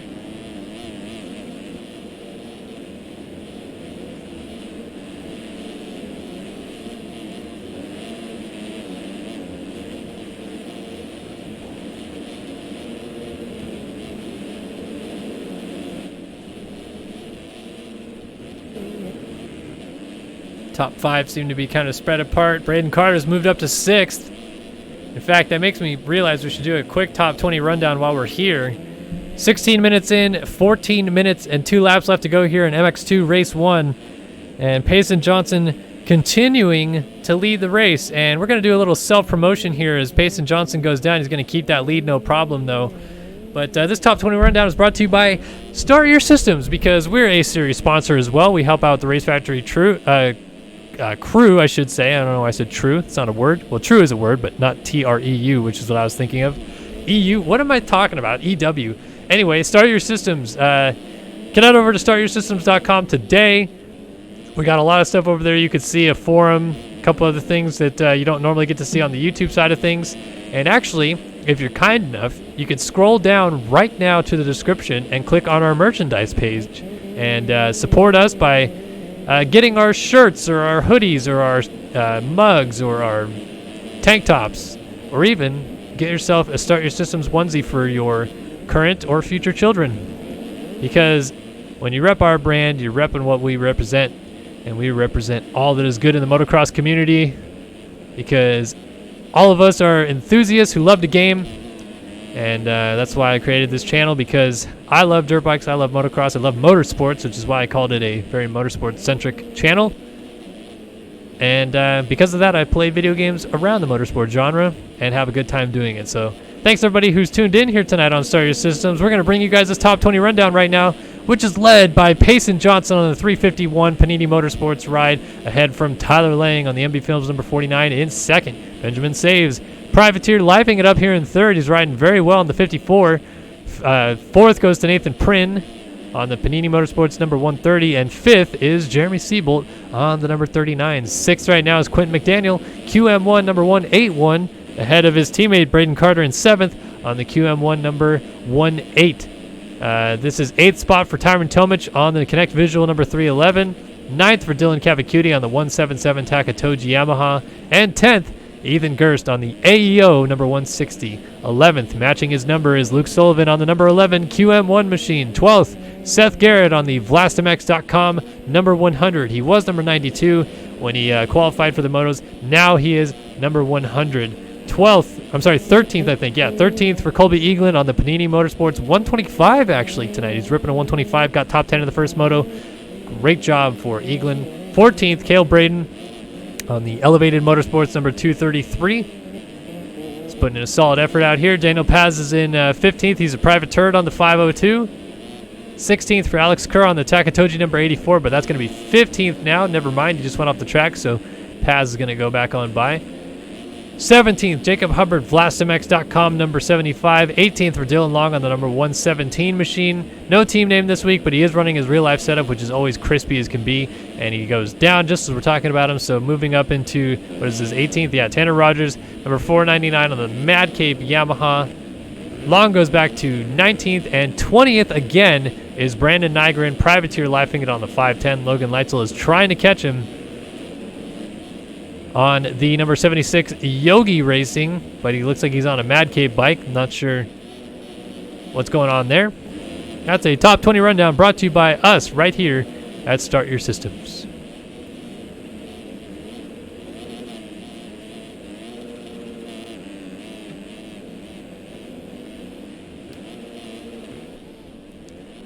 Payson Johnson looking just about as good as he was at Southwick in Moto 1 a week ago as he continues to lead here. But Tyler Lang, for what it's worth, has kept him fairly honest. Johnson had a crash a lap and a half ago, and now Tyler Lang only sits about 17 seconds behind him by the looks of it. Benjamin saves a quietly good ride here in third. Nathan Prin fourth, Siebold fifth, and Carter has moved back into sixth. Seventh is Tomic, eighth Cavacuti, ninth Gerst, and 10th Sullivan. So let's stick with this battle here. 8, 9, 10, and 11 with McDaniel right behind Sullivan, all very tight together here.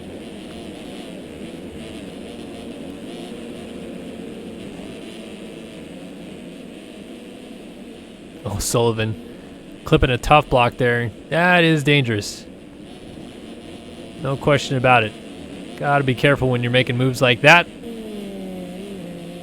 Ethan Gerst trying to put the pressure on Cavacuti. They launch back across the starting line.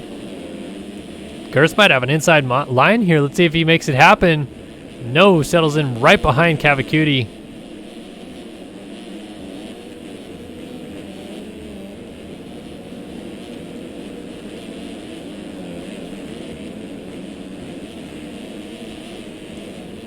And Sullivan has all kinds of pressure right now from Quinn McDaniel. As McDaniel trying to peek down the inside, and tell you what, the 181 ride of Quinn McDaniel is looking pretty good this week as well.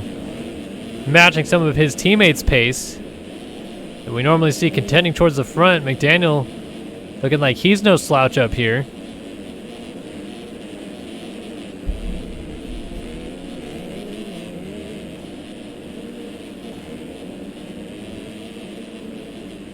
Uh-oh, rider down. It was Gerst. Gerst hits the deck. Rider's funneling on by. Oh, and Tomic is down again as well. Tomic back to 9th. Is he going to lose 10th? No, McDaniel not quite getting there just yet, but Tomic, who is second in the first moto, man, if he does not end up top 5 overall at least today, that would be quite a disappointment for him, I'm sure.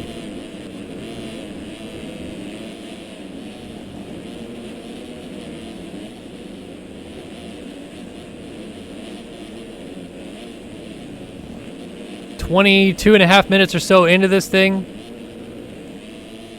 Time is winding down, and all these guys are starting to jockey for position here late, trying to make something happen, doing whatever they can, whatever possible, to make up some positions, get a couple more points on the board.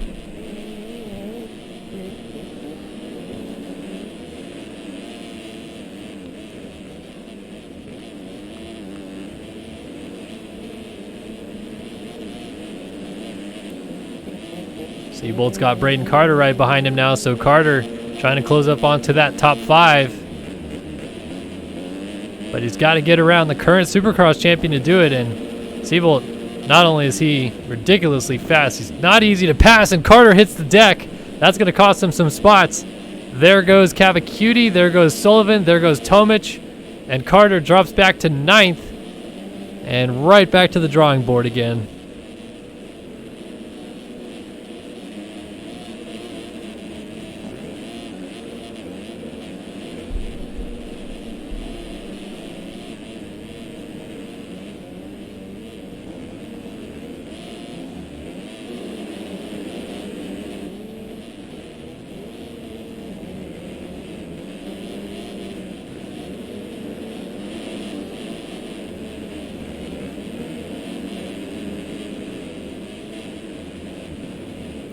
This battle is so close right now. Tomic trying to hold off Sullivan. And Carter scoots by his teammate in the process and moves back into the 8th spot. Tomic, he's trying to go after Cavacuti and get around the lap traffic mixed in here. Sullivan getting right back onto the back wheel of Carter and trying to go with this little group out front. Oh, Tomic off the track, but he's going to swing around the outside, bank off the outside berm. And Carter just lost the front end, so his teammate Sullivan jumped right back over him, moved back into 8th. Not going that well right now for Braden Carter. But he does have a little bit of time still to work with here. Just has to kind of hope some things fall his way. Tomic putting so much pressure on Dylan Cavacuti.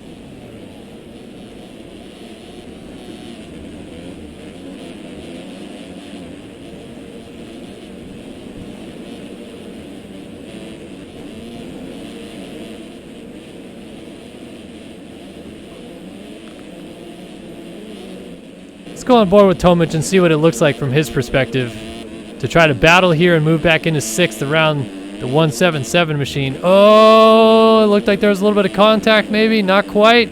Tomic down the inside, triples up the hill, gets that pass done, very nicely done.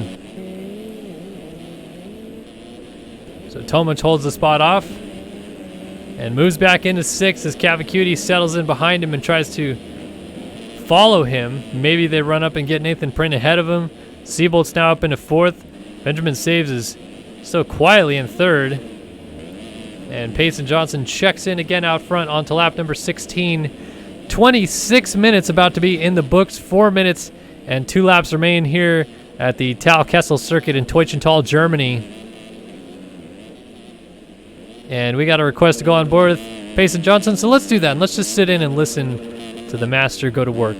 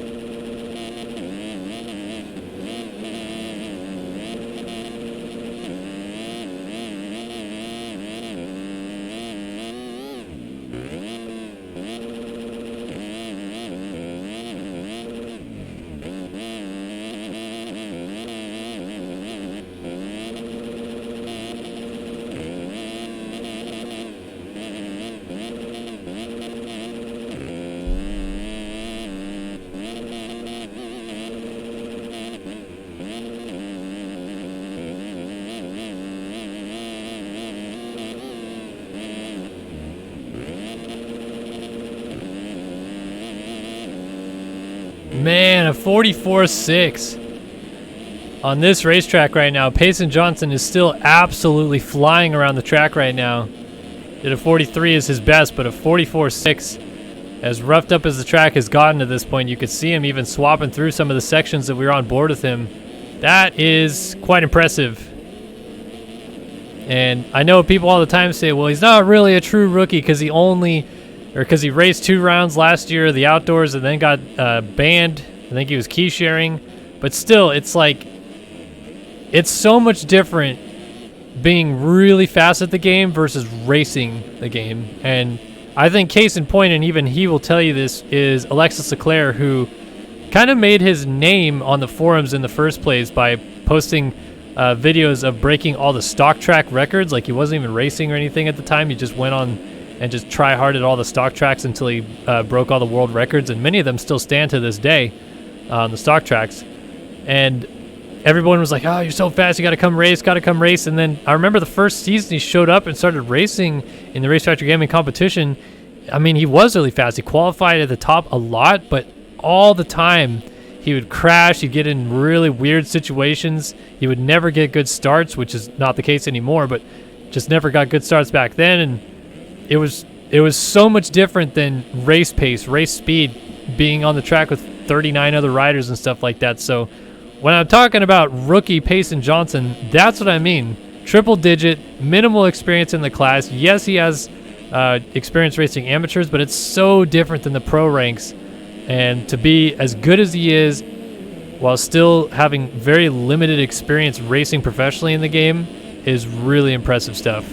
Doesn't matter which way you spin it, it's just incredible to see kind of pace he can ride at and do it for 30 minutes seemingly no problem.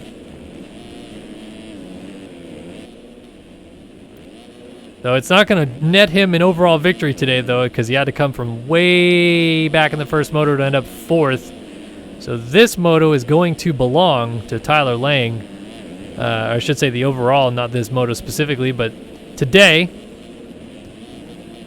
going to be Tyler Lang's day. He's going to go 1-2 on the day. He's going to extend his points lead over Braden Carter, who's just doing everything he can on salvaging points today. Still down in 9th, though, and that's going to be 4 back-to-back motos. Tyler Lang just took it all out of him. They were tied on points, last week, coming into last week in the Italian Grand Prix, tied on points. Both of them had red plates.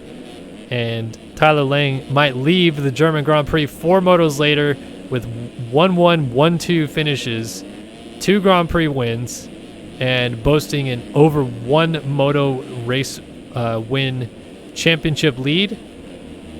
And it all happened so fast.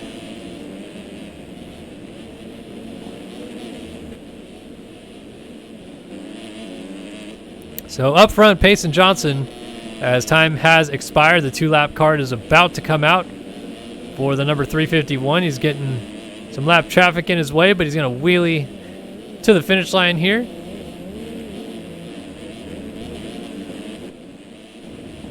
Seavolt's up to 3rd, so Benjamin Saves has gone backwards a little bit. And he's got to be careful because Nathan Print is starting to close up. Nathan Print on the 130 trying to charge up late and make things interesting for a top 4.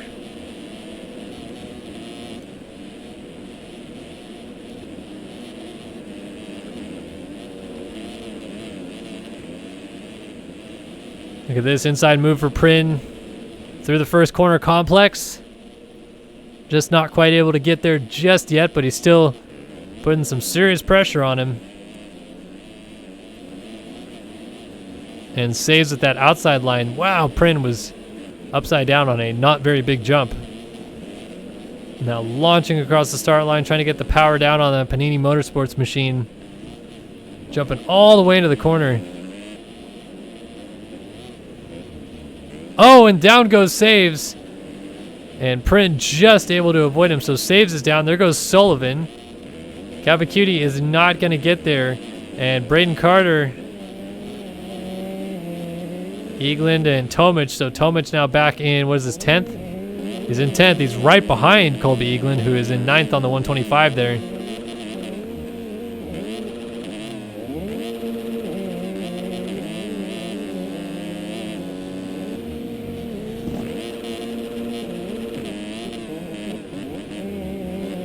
Let's see what it's like to battle from Tomic's perspective here on the Connect Visual 311, trying to chase down number 57 machine. That's Colby Eagland up the road of him.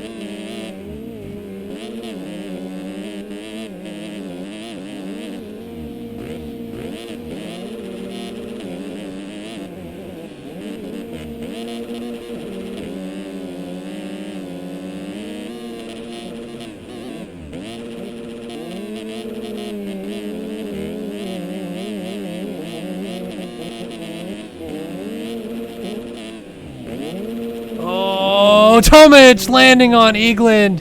He had just gotten that gap closed up onto him and was about to set up a pass. And it just fell apart there at the end as he was trying to go for it. So close yet so far away. Meanwhile, up front, Payson Johnson with a wire-to-wire victory here as he wins MX2 Race 2 in Germany. Again, making it look way easier than it should be. But that's what happens when Payson Johnson starts out front. Ridiculous stuff from the youngster on the 351 machine. Meanwhile, though, we got this thing brewing for second. This isn't going to matter for the overall if he gets him, but Seabold is caught up to Tyler Lang, and that would be points pulled away from Lang. This would be really helpful for Carter if Seabold can make this pass happen, and he's definitely throwing caution to the wind as he scrubs so hard coming up onto the start straight here. Let's see if he's going to size it up down the inside into this corner. He's definitely going inside, and he gets into the back of him and goes down. Seabold threw it in, and it just didn't work out. So the Grand Prix overall victory, 1-2 scores, extends his championship lead. The German Grand Prix belongs to Tyler Lang. Seabold going to settle in for third as he just missed out on making that pass for second. Luke Sullivan, this is going to be a great ride for the number 11 machine in fourth. He'll be excited with this one. Dropping down off the hill, and there he goes over the line. Fourth for Sullivan. Man, Dylan Cavacuti going to get a top 5 here as well. Takatoji, great ride for the 177. And there he goes, crossing line 5th. Braden Carter going to salvage a 6th here, so he's going to go 3-6 on the day, while his title rival Tyler Lang went 1-2 and won the Grand Prix. Tyron Tomich, 2-7. I don't think that's going to be enough to salvage a podium on the day. Nathan Prynn ends up 8th. 9th for Colby Eaglin. 10th for Benjamin Saves. Bummer for Saves, who was 3rd for that entire race and then crashed it away late there. Seth Garrett comes across 11th. 12th was Quentin McDaniel. First guy a lap down. 13th Gerst. 14th Leitzel. 15th was Rogers. 16th was Braden. 17th Hubbard. 18th was Long. 19th was Alexander. And 20th was Brandon Nygren, as we will wait for those cuts to come across and give us our final results. I think we're going to need to have somebody kicked on the back end of the circuit anyway, as looks like the 707 of Tyler Moses just crossed the finish line jump, and they're going to kick somebody in the back. So that'll give us cuts. There we go. Cuts in. Whoa, Nathan Prynn drops to 11th. He had finished the race 8th. He had 10.8 seconds of cuts, Nathan Prynn. Wow. So that moves up. Saves Garrett. Move up a couple spots. Eaglin jumps to 7th. He got around Tomich on cuts. Carter's still 6th. Cavacuti, Sullivan, Seabolt, Lang, and Johnson. Wow, what a way to end that one. Well, that's going to do it for us here in the MX2 division, but do not touch that URL bar, folks. We're going to go away for just a quick second. We'll be back on the other side of this break with more action. You're watching the German Grand Prix and MX Simulator live here on Start Your Systems.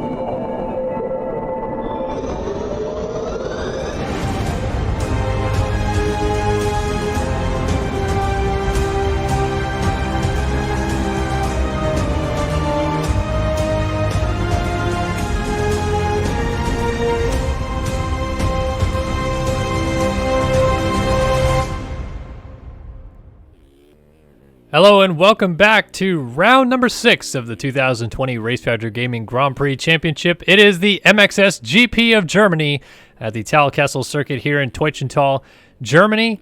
The MX2 division just ran already, but here's what the point standings look like coming into the evening with Tyler Lang and Braden Carter separated by 14 points. Lang, of course, just picked up the overall victory ahead of Payson Johnson, who won that second moto. But here's the 450 standings, an 18-point lead for Alexis Leclerc over Jack Haley. That is our two title rivals as Adam Holm has dropped a little further back. He's looking at about a 65-point gap in the championship, or 55, I should say. So got a lot of work cut out for him. But this track, 1,640 meters in length, just a tad over a mile in total length. We're about 100 miles outside of Berlin, the capital of Germany, and about 25 miles outside of Leipzig. But Talkessel circuit here in Germany, fairly flat circuit with a big ravine kind of jetting through the entire track on the back end. So a lot of up and downs towards the back, but it's a little flat through here where it's a finish line table, another table, turn it around, and then a wall jump. This track was actually raced back in 2013 for the Motocross of Nations, so fans across the world will be familiar with it from that race, but it's also been on the Grand Prix circuit for many years. Even as soon as last year in 2019, it was on the Grand Prix circuit, and one of the staple tracks for German motocross, as is tracks like Geldorf and other ones along the way. But here's the backside of the track, as far back in the back end of the circuit as possible. You drop down through this ravine several times, up and down, back across the hills, come through this U-turn here, you got a double, and you jump right back into the middle of the ravine again, kind of land in the ruts and shoot up the other side. Go right back down through the middle again, back up to the other side, just kind of up and down on both sides of the valley. Then you settle into the middle here and kind of shoot your way straight up out of the valley with this uphill roller section. You go left side and double up to the plateau here. You could land right before this single, drop down, and you got this low-lying part of the circuit before you jump back into the turn 1 complex. The start comes from your left of your screen right there into the racetech.com hole shot area. Then up and over the Ride 365 scrub single. We've seen a lot of crazy scrubs over the years from Tim Geiser, Valentin Tellier, a couple other people making some nonsense on that jump. And Eli Tomac had a big off there back in 2013 at the Motocross of Nations. Then you come down to the middle of the circuit again. You jump back across the start line. There is the starting gate right there. Pretty short start line into a first left-handed corner sweeper. And then a little single action to the other end of the circuit here. Down by the mechanics area one last time, and then a tricky last turn here. It's like a sweeper with a wall jump right in the middle of it that drops you down into this ravine one last time out the other side and over the Ride 365 finish for a lap here at the Talkessel circuit in Germany. Well, of course, Kellen Brauer here bringing you guys the action. It is time for the MXGP or the MX1 division about to go racing here tonight. We already saw the 250 class, of course, and they had some great battles on the track, but now we get to see how these 450 guys fare. And we're going to start off, of course, with the lap times. Adam Holm lays down the best time here at a 1:42.351. Your defending champion hits the top of the timesheets for the first time this season as he just out-qualifies Walter Gebhardt. And a tie, actually. Trevor Burns on the 65 also lays down a 42.507. Austin Eklund on a 42.523. And then a 42.882 for championship leader Alexis Leclerc. You also notice in 7th place is Jack Haley down there on the 1:43.718. Then we also have our consolation race runners. Well, it doesn't look like we will have one. We might. It'll be close. 36 made it in, but I don't think there's going to be a Consi. No Consi. Actually just got the word in chat, so that is me completely missing out on it and needing to jump back into the server so we can get these races started. Thank you, Alex Efforts, by the way. Dropped off a $5 donation in chat. Says the super chat is for super production. Like this looking professional AF. Hey man, I try to do what I can. This series is ran so dang well by the RaceFactoryGaming.com crew that I have to make my broadcasts up to their level. Can't just sit on my hands and let this thing go to waste. We got to put these guys in the limelight and make sure that they are well received all around the world with this lovely broadcast. So thanks, Alex, for the $5. Always appreciate it, buddy. I know you're doing some great stuff over there with the ATE studios and some of the work you do with RaceFactorGaming.com, so always appreciate the work you do, of course.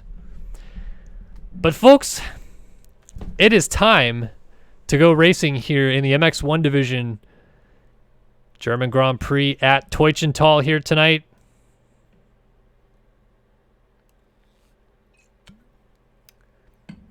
If you haven't already got yourself a cold beverage, might as well do so right now because it's time to get strapped in for the next 30 minutes of intense MX Simulator racing. 40 riders are on the gate to go 30 minutes plus 2 laps. Some of the best racers in the world meet here on German soil, trying to decide who is going to win the German Grand Prix. And we're going to find out right now as the gate is already down. Looks like I loaded in a little bit late, but it just got underway. And through the first corner, a whole shot. Jack Haley gets the whole shot on the number 6. Huge right there, but he's got Leclerc right behind him. He's also got his teammate, 44, Daniel Mills, peeking down the inside, and Leclerc gets stood up around the outside and loses several positions. Let's see, it looks like he was able to get back on the track inside of the top 10, but definitely lost several spots there. As Adam Holm also got a good start. Of course, your fastest qualifier. He's right here in the mix. But it's Jack Haley leading this thing. And finally, I have the JDR bikes. I didn't have them for the longest time. Thank you to Daniel Mills who sent them my way before the broadcast got started tonight. And then D Mills got a great start here tonight. Looks like he is still up there in that 3 spot right behind Adam Holm, as 1 lap is already in the books. And Haley and Holm are going to try to do every single thing in their power to get away early before Leclerc gets a chance to get in there and fight them, because they need points desperately. Of course, Holm, 55 points down the championship, so really bleak for him with only 5 rounds in the championship remaining. But Haley's still in it with a shot, 18 points down the championship. He was only 8 points down a round to go, but Leclerc rode so well in Italy and just was unheated by anybody else. So these guys with a good start are going to do themselves a huge favor if they can get away early. As Leclerc now settling in right behind Austin Eklund, might have a move coming down the race tech double.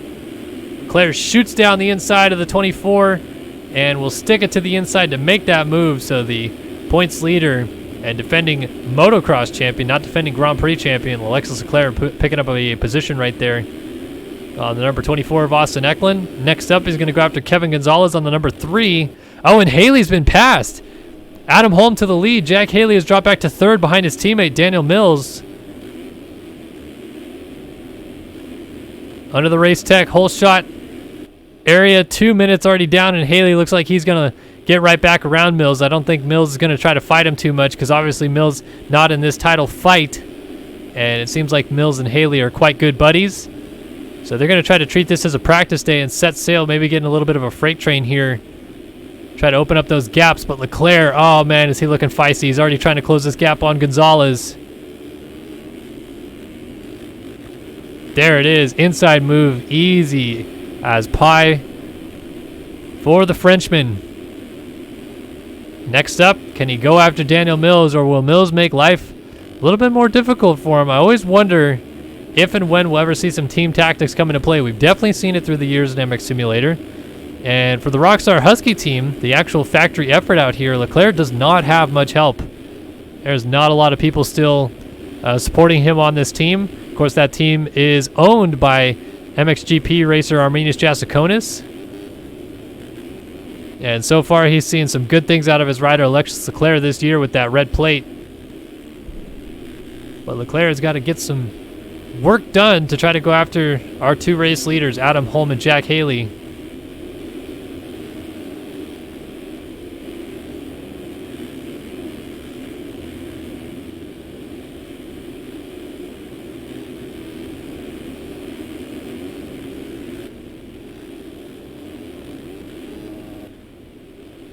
And Holm looks like he's actually being caught a little bit by Haley, but they're both running terrific pace, 47.1, 44.3, but the true test will be next time by.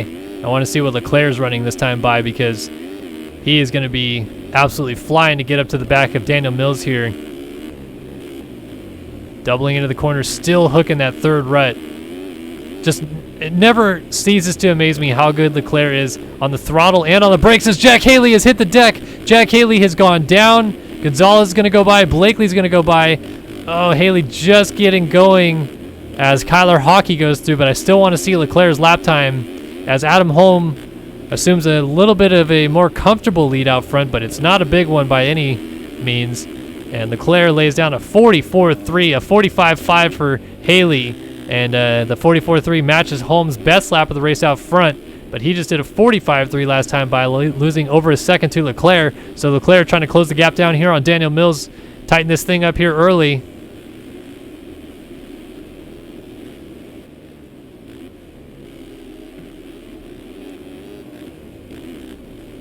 Mills going to do everything he can in his power to stifle the Frenchman. And Mills, definitely not one of the easiest riders on the track to pass. Rides a very wide bike, but that's going to be easy for Leclerc because Mills tucked the front wheel, went out of the rut, and down he went. Doesn't get much easier than that right there.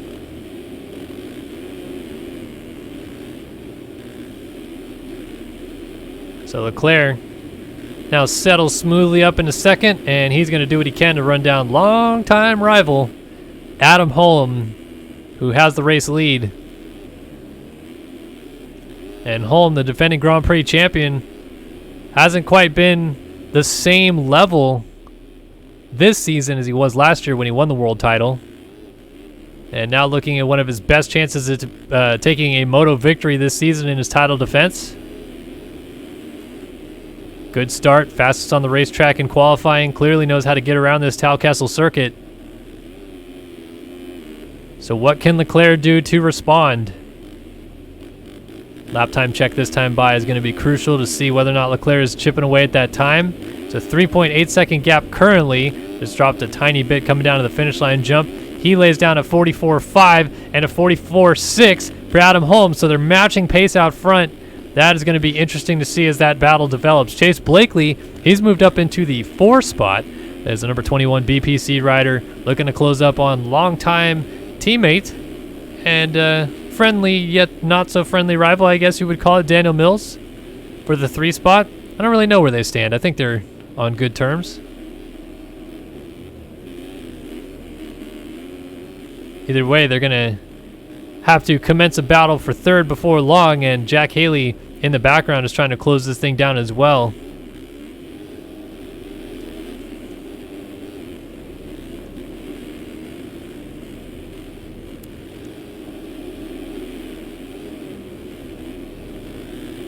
And Blakely looks like he has definitely closed that gap down on Mills quite extensively here. It's only going to be a matter of time before he tries to size up a pass, and there it is. Mills blows the rut, and slim pickings there at the end of the day there for Chase Blakely to go on through into 3rd. Now Jack Haley is going to try to get up in there, make the move on his teammate in almost the exact same spot he got him just a few laps ago, up and over the wall jump here. Although Mills is settling in right behind Blakely and not trying to let the 21 get away. Although another small bobble there. Haley made the same exact mistake. How about Kyler Hockey with a good start here? He's in 6th right now in the MXS Magazine number 25. Going to try to stay up with these front leaders. Eduardo Simões, the Brazilian on the GSR LCQ Studios TM.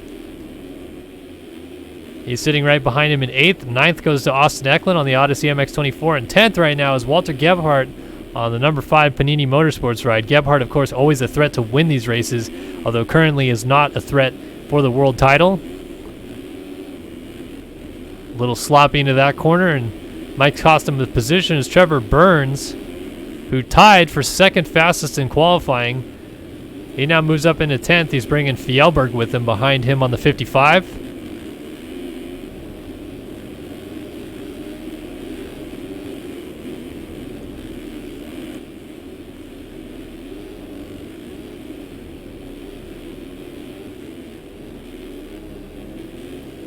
All these guys still trying to kind of fight for their positions here early on. Eklund was right at that front in the battle. Now settling in here with Simões, trying to stay inside of the top 10. Might be shooting back down the inside.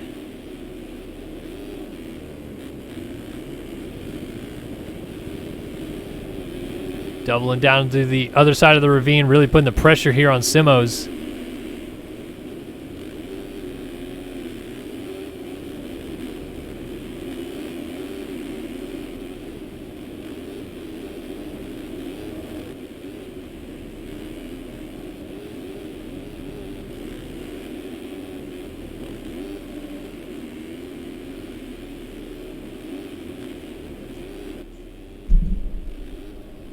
Not quite able to make anything happen just yet, but Simões holding strong there on the TM. Kyler Hockey still ahead of him. Daniel Mills, Jack Haley. Haley's closing up on Blakely here pretty quick in a battle for 3rd.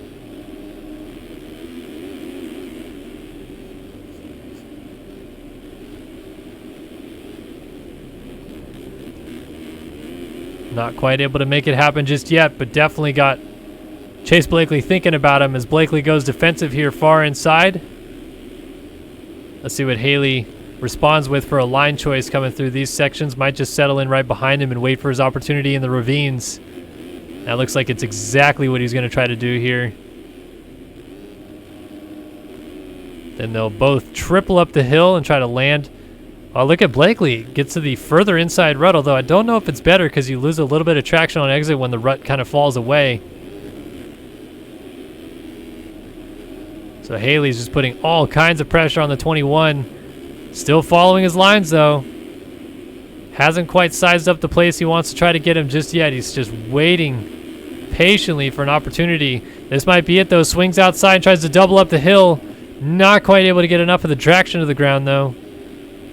Just right behind the number 21, though. Giving him everything he can handle. Oh, and Haley down. Number 6 hits the deck. There goes his teammate Mills.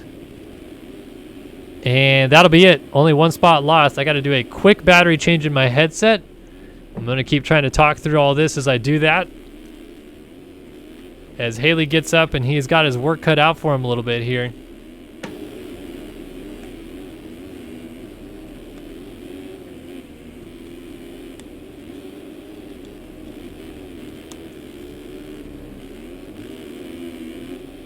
Daniel Mills, Chase Blakely, Alexis Leclerc is on. Adam Holm for the lead. We got a battle brewing out front.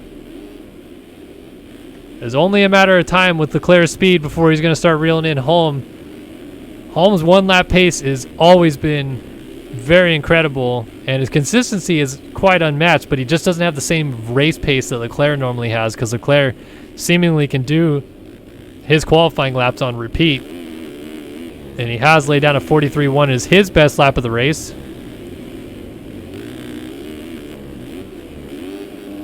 A little bit of gap in between them, though, right now.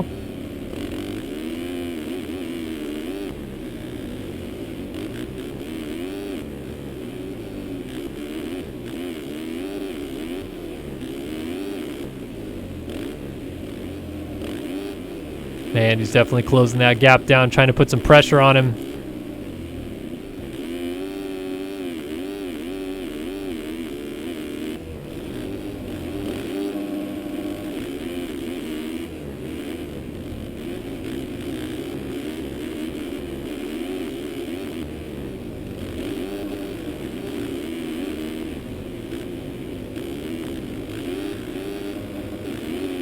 Only a second in, you can see how much they're working through lap traffic right now. Just trying to methodically pick off each one while they battle amongst each other. It's great action to watch. Two of the best in the business, no doubt. Alexis Leclerc and Adam Holm.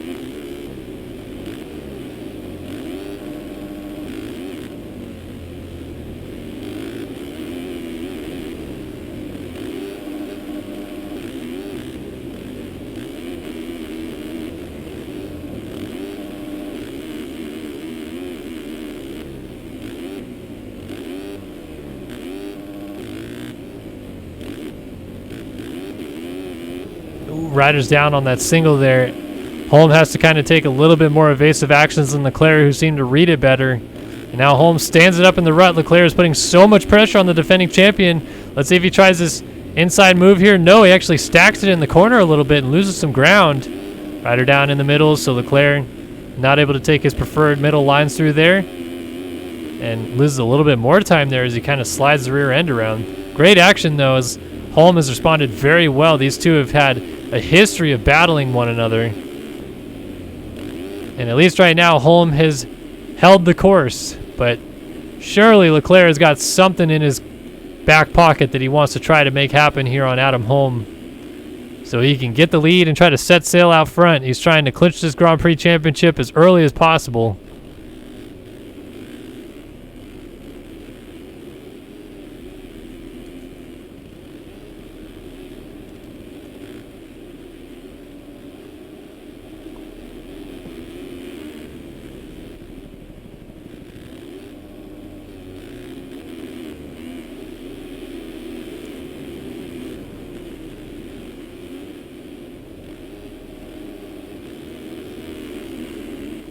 Man, Holm has done a very good job here. Oh, he went down. I completely missed that. I did not see Adam Holm hit the deck, but he clearly did fall. I was just about to say that it looked like he'd opened the gap back up because I didn't see him in the picture anymore. Somewhere, somehow, Adam Holm went down and lost the lead, so Leclerc is now out front. And Holm having to respond. Jack Haley back here in third, but he's still got Chase Blakely right behind him. And exactly what I talked about at the beginning of the race when I mentioned how big of a deal it would be for Haley and Holm to get away before Leclerc got there. Well, they did not get away, and Leclerc got there. And now he is out front, and he's trying to pull away with the lead.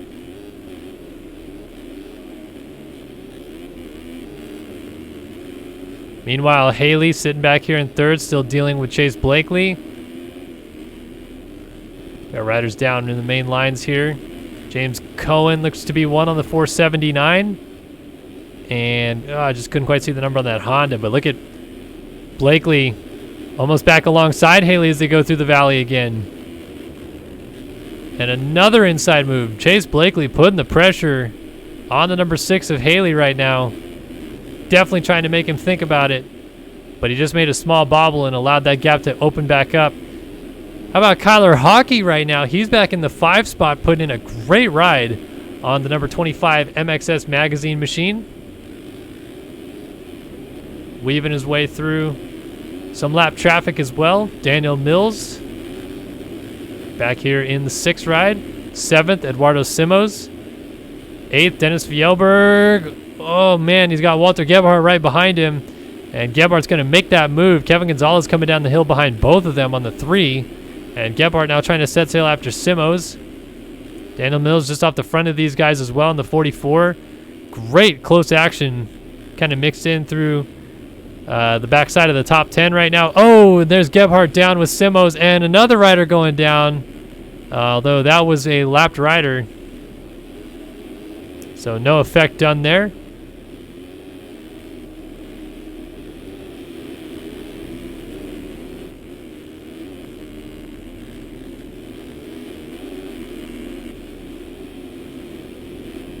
Oh, look at that line. Gebhardt pushing the envelope around the outside and then launching down into the valley. So he makes the pass, but he doesn't get quite the same drive Simos did through the valley. Doesn't matter, though. Oh, it does, because Gebhardt doesn't get the table cleanly and goes down. Eklund splits the gap. I think that was a lapped rider perhaps going through. Or no, it looks like it was maybe James Armstrong. No, there's Armstrong. Oh, it's Trevor Burns that went through. I do not have Trevor Burns' skins. So he's got some default stuff on for me.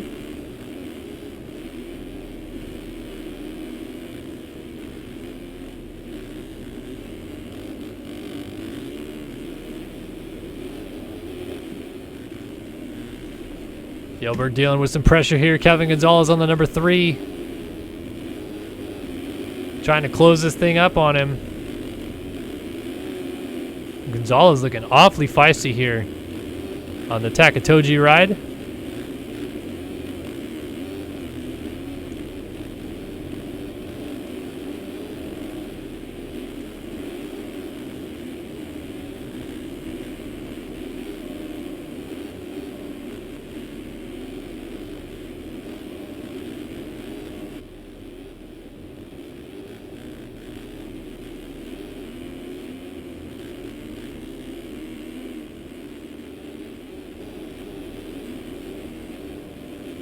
Just not quite able to keep it close enough, though, with Fjellberg to put any pressure on him. And now Hockey has been passed by Daniel Mills. And Blakely got back around Haley, so it's all getting scattered through. While we're doing this, though, might as well do a quick top 20 rundown. And this one is brought to you by the folks at Ride365.com. They bring you this series, they bring you the National Championship, and they bring you a whole host of stuff on their online site. So check them out today for all your gear, hard parts, and components needs. Ride365.com. Your one-stop shop for it all. Alexis Leclerc, number 7 on the Rockstar Husky, continues to lead as he's trying to extend his championship lead and perhaps pick up another Grand Prix victory today here in Germany. Adam Holm sitting in 2nd on the atom.com, number 1, the defending champion. Fastest qualifier, led some of this race, has dropped back to 2nd and settled there. 3rd right now goes to Chase Blakely on the BPC number 21, seems to have found his outdoor groove once again. Former race winner, not only in this series, but in the Race Factor Gaming National Championship as well. and Blakely certainly knows his way around these motocross tracks. Fourth, Jack Haley, JDR, number 6.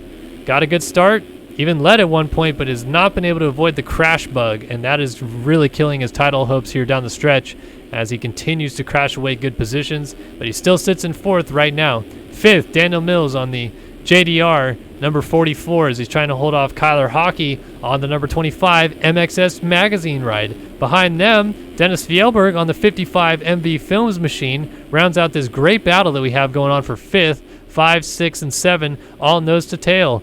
8th is Kevin Gonzalez on the number 3 Takatoji ride as he gets all out of shape on the Eli Tomac single. 9th, Austin Eklund, Odyssey MX number 24, holding strong. And 10th, rounding out the top 10 for us, is the Brazilian Eduardo Simões GS Star LCQ Studios TM Racing Machine on the number 36. 11th, second fastest qualifier, Trevor Burns holding it down here on the privateer effort number 55, it looks to be. Walter Gebhardt in 12th on the number 5 Panini Motorsports ride. 13th is James Armstrong on the number 99 Mad Cape machine. 14th, Jeff Cooper, Hemlock, number 32. 15th is Colton Mitchell on the number 43 Panini Motorsports ride. 16th goes to Braden Castellaneta, the Nova GFX number 122.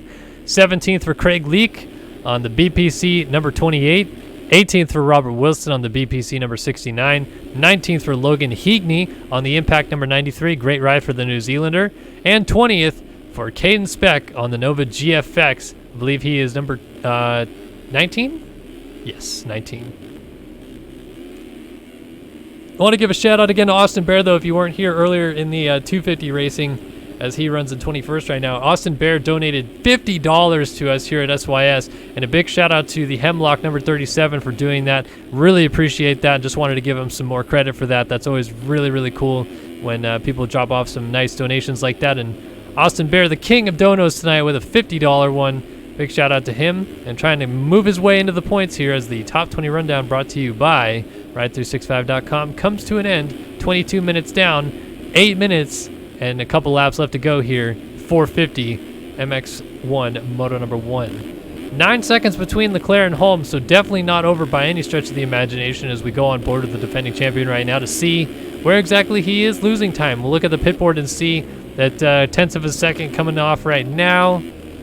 Gains it right back.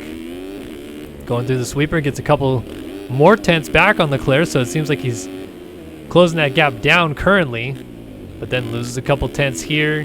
Gains it back, gains even more back, trying to get this thing under 9 seconds. Now it is under 9. So Holm looks like he is making up some time here, though Leclerc is mixed in with some lap traffic, so it could just be some lap traffic playing a part there.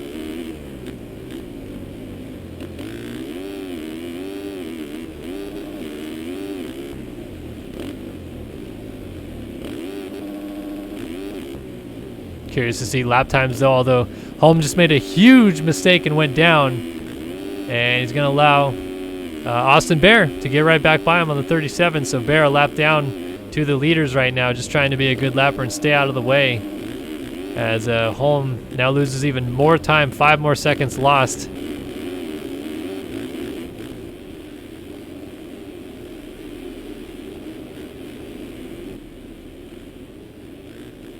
Chase Blakely has Jack Haley breathing down his neck again. Just can't quite seem to shake him, nor Haley of Blakely. They just are finding each other this entire moto and continuing their never-ending fight for third. Rider down. They're going to split him. Matt Model, I believe that was on the 101, having to come to a dead stop not to get hit. And Haley trying to throw it into these corners as they go down by the mechanics area. 6 minutes left on the clock. See if Haley can make something happen, or does Blakely stretch it back out again?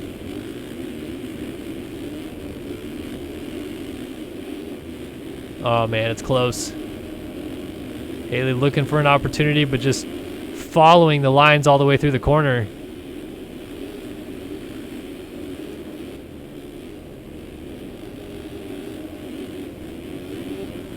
Battle for third here in Germany. 21. Chase Blakely, the number 6 of Jack Haley. Haley trying to square him off, doesn't quite get it done. Now cuts to the outside coming down the hill. Can he get a better drive? No. And again, he's going to have to settle into the same deeper middle rut here so he doesn't lose time. Not as many opportunities for passing on this track as initially thought. Kind of a tight, twisty, narrow section through here. Very one line for the most part. And Blakely, just as quickly as we thought Haley might have an opportunity to make a pass, is losing ground.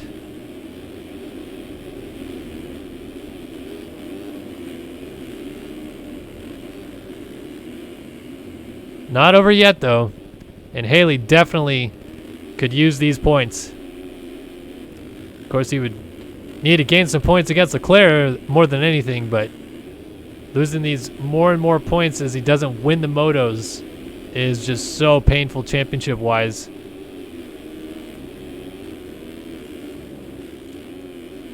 Blakely just doing a fabulous job at holding Haley at bay, though. Gonna go around, looks like teammate Luke Magnetti on the 107 around the outside there.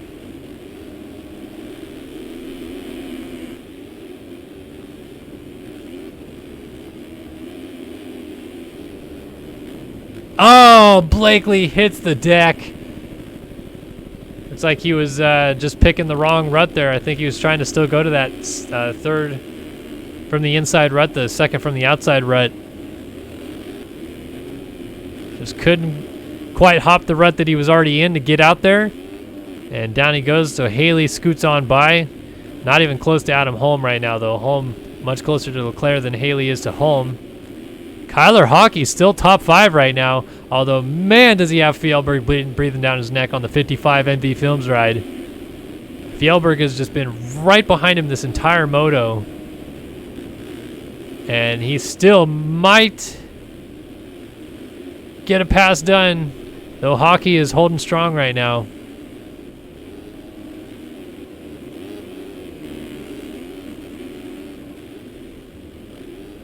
Kind of lapped rider mixed in there. That is not for position, that rider in the teal gear. Looks like it could be an MB Films rider, though. Is it Cohenauer? It is. It's Jeremy Cohenauer, who's a lap down. That is not for position, because Austin Eklund is the next rider behind, and they both go down. Hockey and Fjellberg are both down. They must have just made contact in the air. So speaking of next rider behind them, Austin Eklund gets 2 free positions as he moves up to 5th, and Fjellberg gets up ahead of Hockey to get up into 6th, so he actually never lost a position.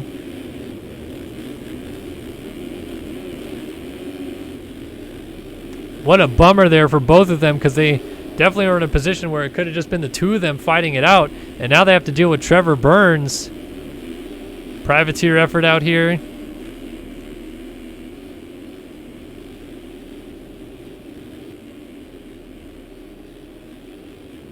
Oh, lapped rider Matt Model trying to get out of the way, puts Kyler Hockey on the ground. So Trevor Burns goes by, and it's just not Kyler Hockey's moto right now. Although as he gets up, Daniel Mills runs into him and goes down himself, and now Hockey getting kind of stood up in the corner. That was Kevin Gonzalez who just went down. Now Hockey's trying to lap Aaron Rockefeller and James Cohen as they're battling amongst each other.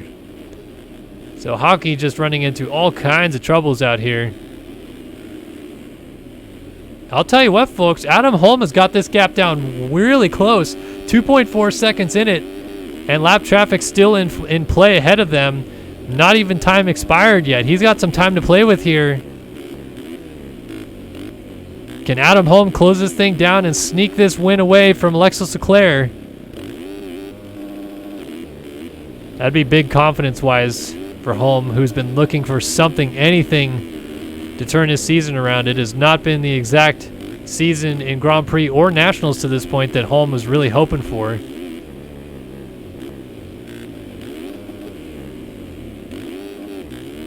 Leclerc down to the finish line jump clearly just had a bad lap. Well, actually only did a 47.2 to a 46.4, so it's been about this close for the entire lap to this point, and Holm is going slightly faster. And I'll tell you what, that lap traffic certainly has the potential to play a bit of a part here. Maybe not these 3 riders or 4 riders they're about to come up on, but there's a huge train of riders about 2 corners ahead of them that they most likely will hit at some point, especially if that group crashes together. More riders going down. Leclerc has to take some evasive action. He gets around 1 lapped rider. Gets around another one, but he misses the rut on the inside. Holm gets it clean and again closes that gap down just a little bit more. Oh, rider down right in front of Holm. It's Braden Castellaneta. Oh, what a bummer. Adam Holm was closing so much on Leclerc, and we thought Leclerc might have some troubles with lap traffic. Instead, it is Adam Holm who had nowhere to go as Braden Castellaneta hit the ground right in front of him. And time has now expired, so 2-lap board is coming out next time by for Leclerc. Oh, mistake for Leclerc. Big one, actually, as he nearly comes to a dead halt in the race tech hole shot area. So Holm closes that gap back down a little bit. Down to 3 seconds again. And they most likely are going to catch some more lappers next lap. Can Holm make this thing interesting down the stretch? It's a bummer for him because had he not gotten into Castellaneta when Leclerc just made that mistake, he would have went to the lead. But he can't think about that right now. He's just got to settle back into a pace. The pace that he was running to try to close up on Leclerc.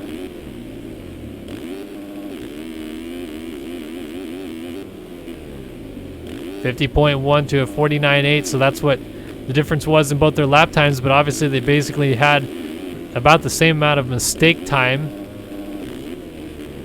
Oh my goodness, how did Holm save that? That was going so bad, so fast. I think that was Gebhardt that Haley just lapped, actually. So he's starting to lap into some pretty good paying points positions as well, and when you get to these guys that are battling for points... Oh, Gebhardt just went back around Haley, and they just made contact! Oh, Gebhardt just went down just up the road, though. Haley and Gebhardt clearly got together on the triple. It's probably a little tough to see on the screen, but definitely some mid-air contact as we're watching from Adam Holm's perspective as he's trying to close up on Leclerc, and more lap traffic is coming. And Holm is riding so well. He's caught Leclerc very quickly here. It's under a second now.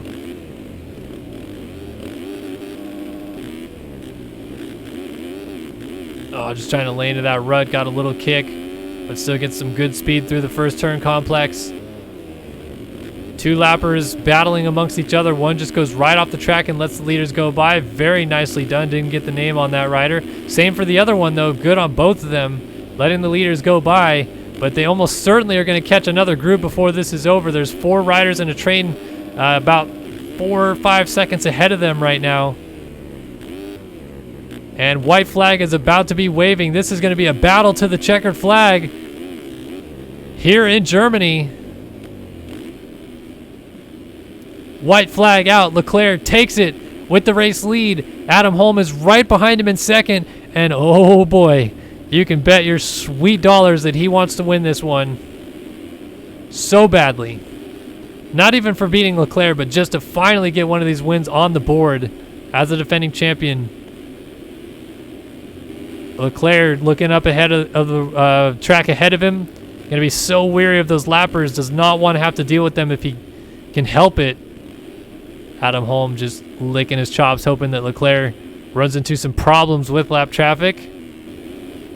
Dropping down the hill. Holm just not close enough yet to think about an attempt at a pass.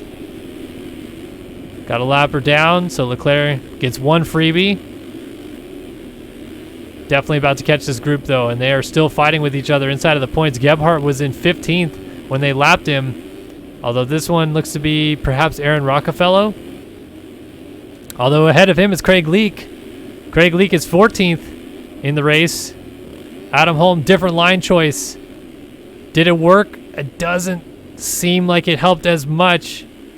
He's close. It's just not close enough. Rockefeller moving out of the way. Leclerc trying to take it easy. He takes it really easy as a rider goes down in front of him, and Holm is now right behind him. Rockefeller trying to get out of the way. Leclerc sending caution to the wind here as they come back onto the start straight. Look at Adam Holm launching out there, trying everything he can. 2 corners to go. Leclerc's just got to get these last 2 turns clean, and he will have it. 1 turn to go, and Moto 1 at the German Grand Prix is going to go to Alexis Leclerc, he just holds off the charge from home. 8/10 in it at the end. A great fight to the checkered flag. And I'll tell you what, Jack Haley got this thing very close at the end as well. He's going to cross the line 9 seconds down. He did a 43.9 on lap 19 of the race. Incredible stuff for Jack Haley, who really got that thing close near the end of the race. Chase Blakely looks like he is going to end up 4th in this one. Eklund is in 5th. Trevor Burns is 6th. Dennis Fjellberg is 7th. 8th is Kyler Hockey. Armstrong right behind him in 9th and 10th. Daniel Mills right behind him as well. So the battles continue after the checkered flag has been waved out front. Can Mills get around Mr. Armstrong here? Trying to get some points back.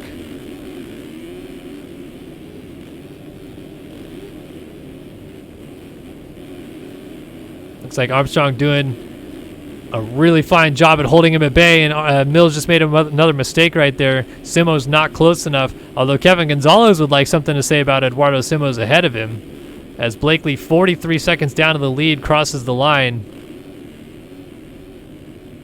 And Simo's just made a mistake, so Gonzalez went by, as did Colton Mitchell.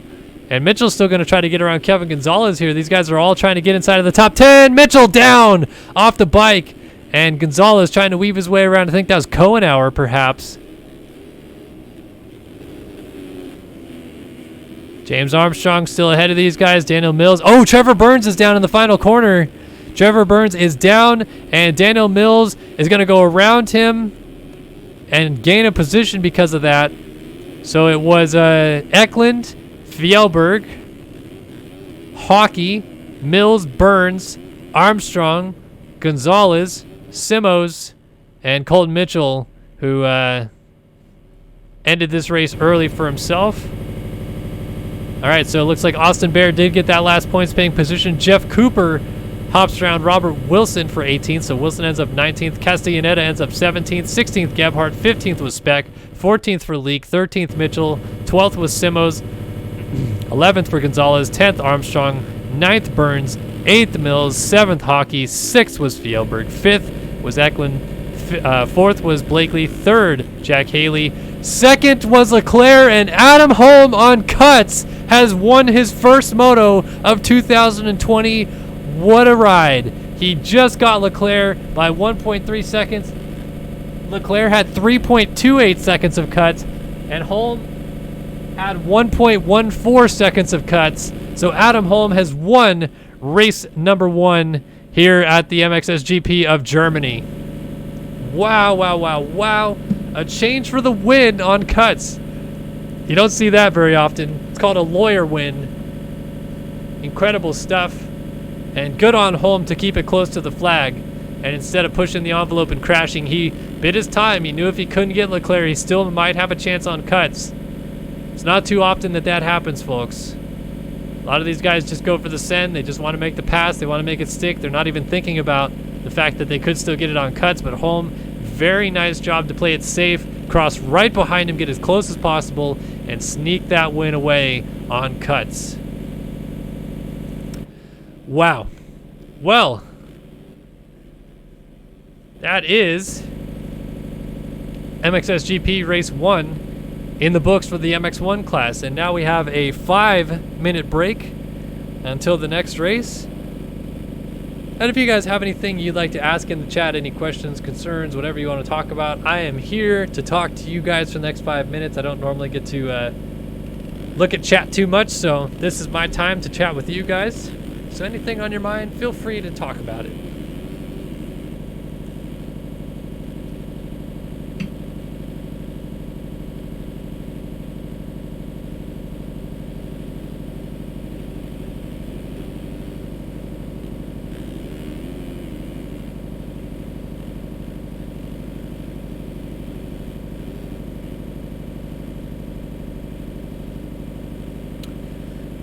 Danger Zone wants to know, what is my Mount Rushmore for MXGP, and do you think Cairoli can be the GOAT if he wins another title? Oh, man. That is... I'm going to say no, because Everett still has him covered on GP wins. Mount Rushmore. Man, that's tough. I'm going to go Everett's... DeCoster.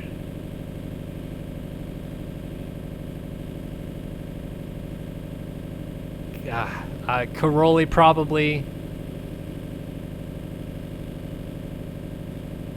Oh, that's tough. There's so many good riders to choose from. I'm tempted to say Joel Robert.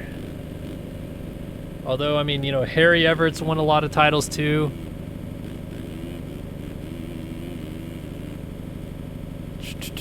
Man. You can't forget names like Andre Malherbe or Garrett Wolsink was really good for a long time. Shoot. I'll go Joel Robert, Roger DeCoster, Antonio Cairoli, and Stefan Everett's on my Mount Rushmore. But I do think if Hurlings races for another 5-6 years, he has the ability to leapfrog Robert on my list.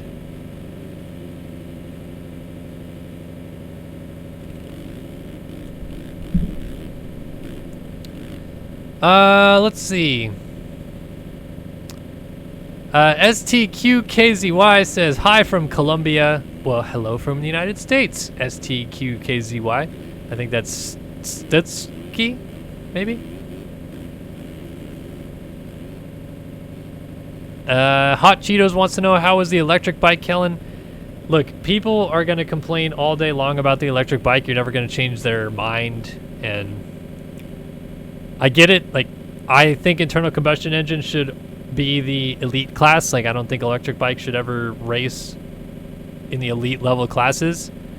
But I like electric bikes, personally speaking. Like, I think that they have a spot in the sport. I think that they have a time and a place and a need. You know, for example, I live in California.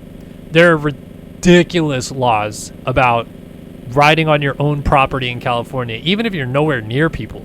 Like, so many laws and hoops and stuff you have to jump through. And one of the biggest problems people always have is, even if they're like 2 miles from their nearest neighbor, that neighbor will complain of noise. They'll complain of noise and dust. You can keep the dust down, but for the most part, you can't control the noise of a dirt bike. You can ride in a gear high or gear low or whatever and just putt around. But an electric bike fixes that. So you can ride on your own property quietly and not piss off your neighbors. And if you have a lot of water you can lay down, you can keep the dust down and you can ride on your own property. I think that's awesome. Like, that is a new avenue of MX or, you know, dirt bike riding that a lot of us more, you know, suburban people don't always get the chance to experience. It's only people that are, you know, own farms or big plots of land. So I like them for that, but I also like them because they're really fun to ride, man. Like, I like electric bikes, in my opinion. I think I will eventually end up getting an electric bike at some point. I'm happy to ride my combustion bikes at any day of the week. I'm happy to ride any bike, but I still think that electric bikes are a lot of fun.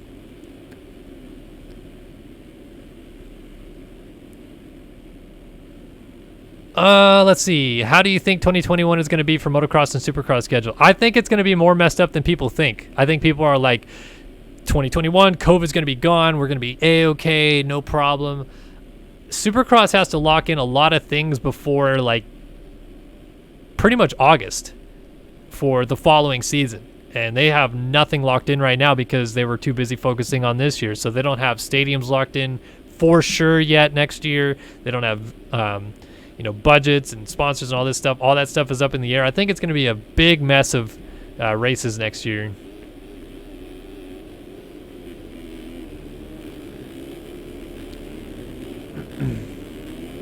What is my opinion of the 3 rounds in Lommel this year? Good enough for me. You know what? Let's have GPs. If it means 3 rounds in Lommel, if it means 3 rounds in Thailand, I'd rather have GPs than not, in my opinion. But Lommel's a good track. I don't think there's anything wrong with it. How do I think Chase Sexton will do in the 450 class? Outdoors this year, I think top 10 consistently, top 5 threat, podium on occasion. Maybe will lead some motos. I don't think he'll win a moto. Beyond that, sky's the limit. I think he could win Supercross and motocross titles years to come. I don't think I can answer anything fast enough. How can you download the game you want to play it? It's mxsimulator.com. Head over there today. they did away with the 125 class because every manufacturer switched to 250s and 450s. Unless you're talking about 125 All-Stars, they did away with it because they needed less people at the venues for this year, so that's why they didn't do it. Anyway, thanks for all the questions. Appreciate it, guys, as always. And it's time to go racing here in Germany. MX1 Race 2 on the gate. Who's going to get the racetech.com whole shot as we're off and running? Leclerc, great jump down the inside. Adam Holmes going to try to get him to the corner, but he gets pinched, and it's Alexis Leclerc, racetech.com whole shot winner. Right behind him, though, is Caden Speck, and Speck launches the wall, trying to get up alongside of him. We got Gebhardt with a good start as well as Holm settles in right behind him. And Leclerc leads early on here in Germany. Can Adam Holm give him another challenge for the lead? Giving us a exact rematch of what we just saw at the end of that moto as Holm trying to jump over top of him. Oh, Holm down! Adam Holm hits the deck. Oh, and so many riders going to go by. Oh, Adam Holm, who won the first moto.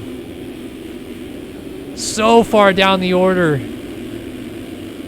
That's exactly what I talked about earlier tonight in the 250 racing about crashing early on. You just want to avoid it at all costs, even if it means losing a spot or two. Just because you're trying to settle into a pace, you do not want to fall that early into a moto because you lose so many positions. So Leclerc now out front, unscathed a little bit, but it's got Jack Haley right behind him. And remember, Haley at the end of the first moto was fast. He was feeling the flow. So let's see if the number 6 machine has anything for the number 7 machine out front. And maybe, just maybe, he makes this thing a little bit more interesting. Certainly would be great fun for us fans at home if he did. But Leclerc creeping away as Haley now under attack from Blakely, so top grouping is pretty much exactly as you expect them to be from the last moto, minus Adam Holm, who is having to recover from that early fall.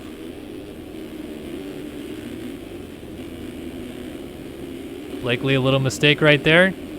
Allows Walter Gebhardt through. Austin Eklund, Caden Speck right behind them.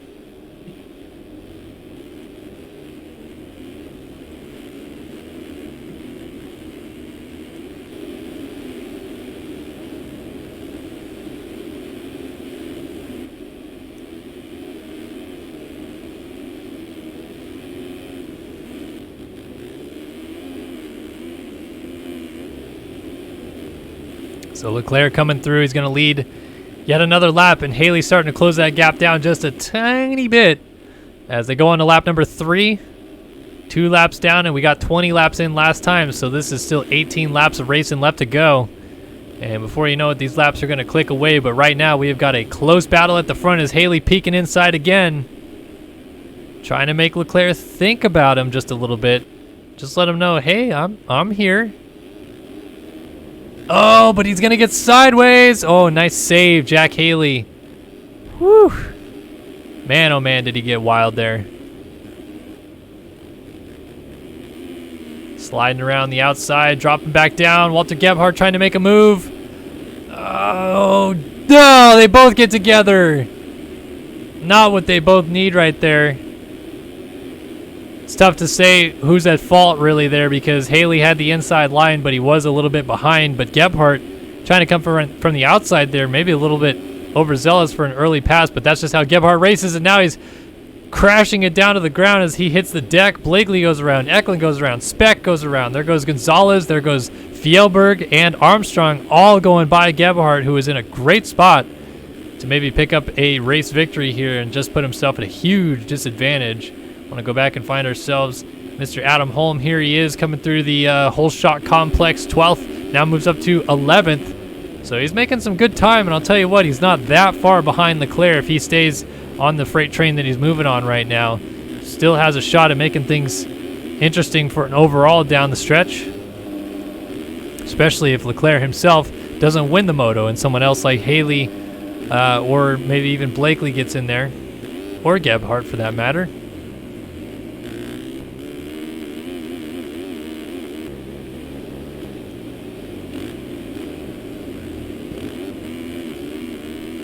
So P11, 44.6, Adam Holm on a charge. Everybody ahead of him all the way up to the leader, who did a 44.2, is going slower than Adam Holm on the track right now.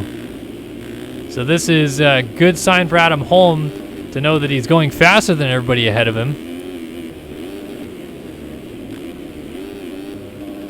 But he's just got to make all these passes stick and make them happen as fast as possible. Looks like he is catching up to the 107 of Luke Magnetti, and Magnetti's going to make life easy for him, perhaps, although he jumps back on the track. Very overzealous there from Magnetti, a terrible track re-entry. And he's trying to hold Adam Holm at bay, but Holm going to go to the inside of him here, make that move. He's up into 10th. Now he's trying to close up on James Armstrong. Armstrong on the number 99 Mad Cape ride, but listed as number 999 in the race. Got that Joe Motocross numbers going.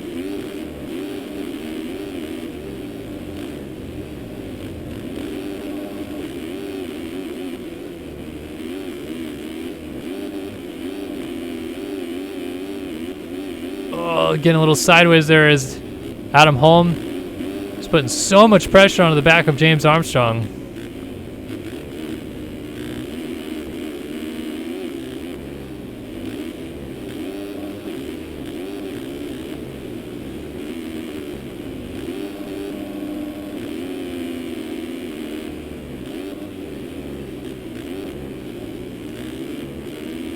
Just can't quite find the opportunity just yet, but that does not mean it's not coming soon.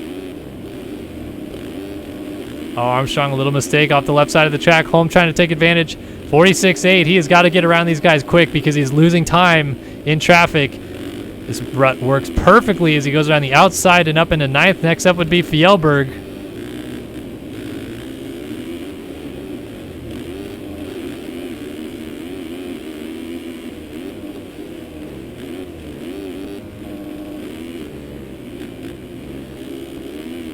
Oh, rider down. That would be Walter Gebhardt, and Fjellberg making contact up the hill.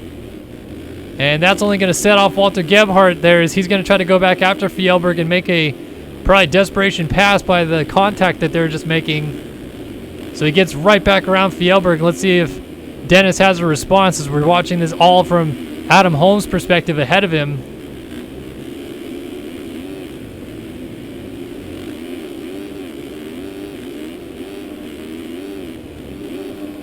Thought that might be a really good opportunity for Holm to make up a couple spots without needing to do much. Unfortunately, though, it is not going to be the case, as he really has to try to go to work here on making the moves. And the pace out front is incredible right now. All these guys up front so fast, so consistent. Holm going to have a tough time of it, though, as he's trying to get around Eklund. Eklund just went down, coming back onto the track right there. Trying to follow Fjellberg through. Fjellberg launching out onto the start straight. There's people right behind Holm, too. You can't really see it on the map, but he's got a couple, 4 or so people right behind him. Off the side of the track goes Gebhardt, so there's 7th. Putting the pressure on Fjellberg, trying to go into 6th. Oh, look at that drive. 45.5, and a nice scrub over the finish line jump. He out-scrubbed Fjellberg, which is always really hard to do, but Fjeld shuts the door and holds it on.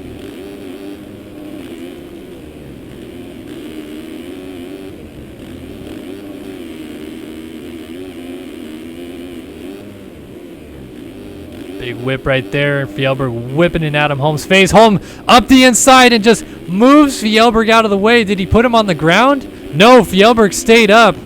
A beautiful move there by Adam Holm, taking advantage of the opportunity as it became presented. Just shot back under the inside, moves up into 6th. Next up would be Kevin Gonzalez in 5th. Caden Speck is in 4th. Blakely is in 3rd. Haley is in 2nd. And Leclerc is in the lead. He did a 42.9 last time by, folks. You think this man wants to win this Grand Prix? Oh, man, you absolutely bet he wants to. He is trying to get the heck out of here and win this race, and he's laying down some absolute burner lap times in the process. Let's see what this lap time is going to be this time by, as the track continues to wear in just a little bit more as the laps click away.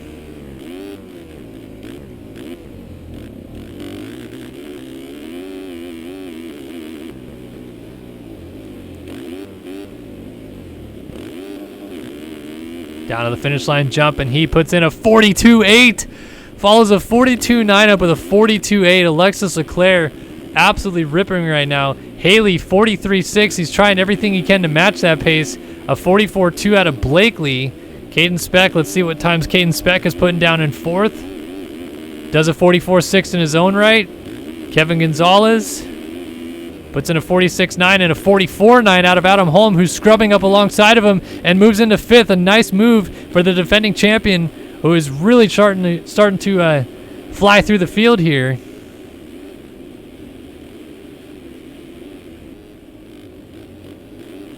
Caden Speck jumping off the side of the track a little bit.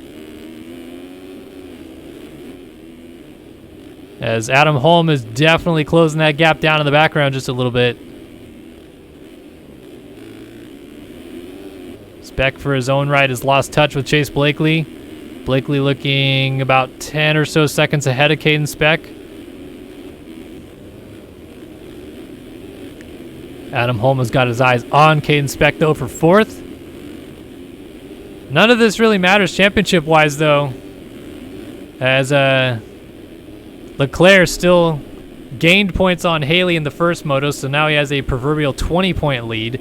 And as they run with a first for Leclerc and a second for Haley, that gap extends to 23 points. So the only thing ceremonially here is that Adam Holm actually beat Leclerc in the first moto and would like to try to win the overall here today, but he definitely needs some help. As Speck just went down, so he helped him there. He moves up to fourth. Oh, battle for the lead. Battle for the lead is on Leclerc. Must have had a fall because Jack Haley is all over him. 42.9. Haley just laid into the 42.9s. And Leclerc did do a 49.2, so must have been something. Oh, Haley putting so much pressure on the back of Alexis Leclerc for the lead.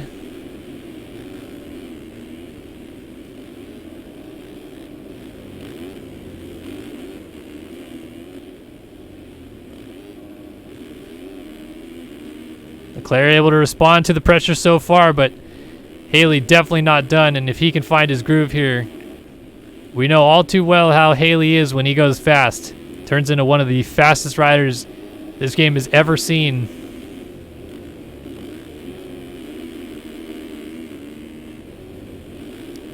Tricky little line there for Haley. I don't think that was meant on purpose, but kind of went off the grass and maybe kept his momentum a little bit better through there. I don't know if he missed a timing gate or not. But I think right now he doesn't really care about that. He's just trying to put some pressure on Leclerc and make Leclerc really think about it.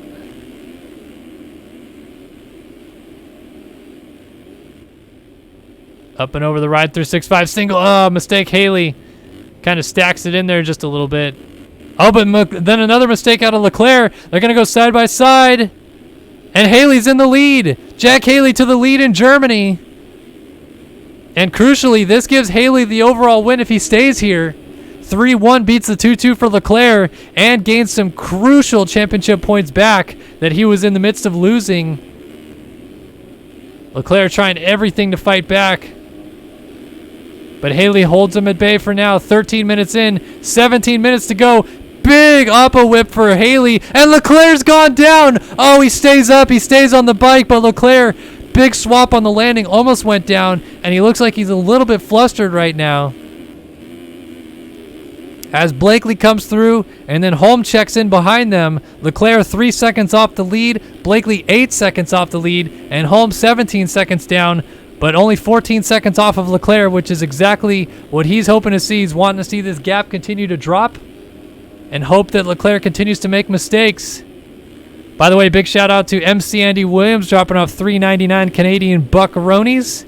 Thanks, buddy. He says, have you ever been on a motocross track? Why, yes, I have. I actually started racing. I started riding when I was 7. I started racing when I was 10 and raced quite a bit from when I was about 11 till I was 18. And I went to college and stopped racing a lot, but I still race from time to time, and I ride. At least lately, I ride probably 15 times a year, 15, 20 times a year, if I can. It's tough with the job sometimes, honestly, if I'm being truthful here, but I love riding dirt bikes, and when I get the chance to, I always go and take advantage of it. So thanks for the donation.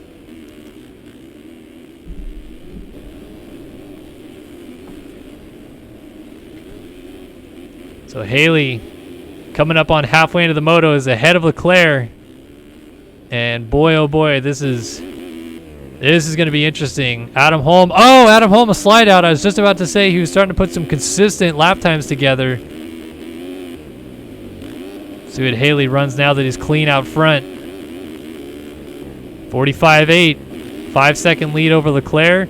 Blakely only 3 seconds behind Leclerc. And this is probably a good time as any because this is going to get gnarly as we just hit the 15-minute mark now.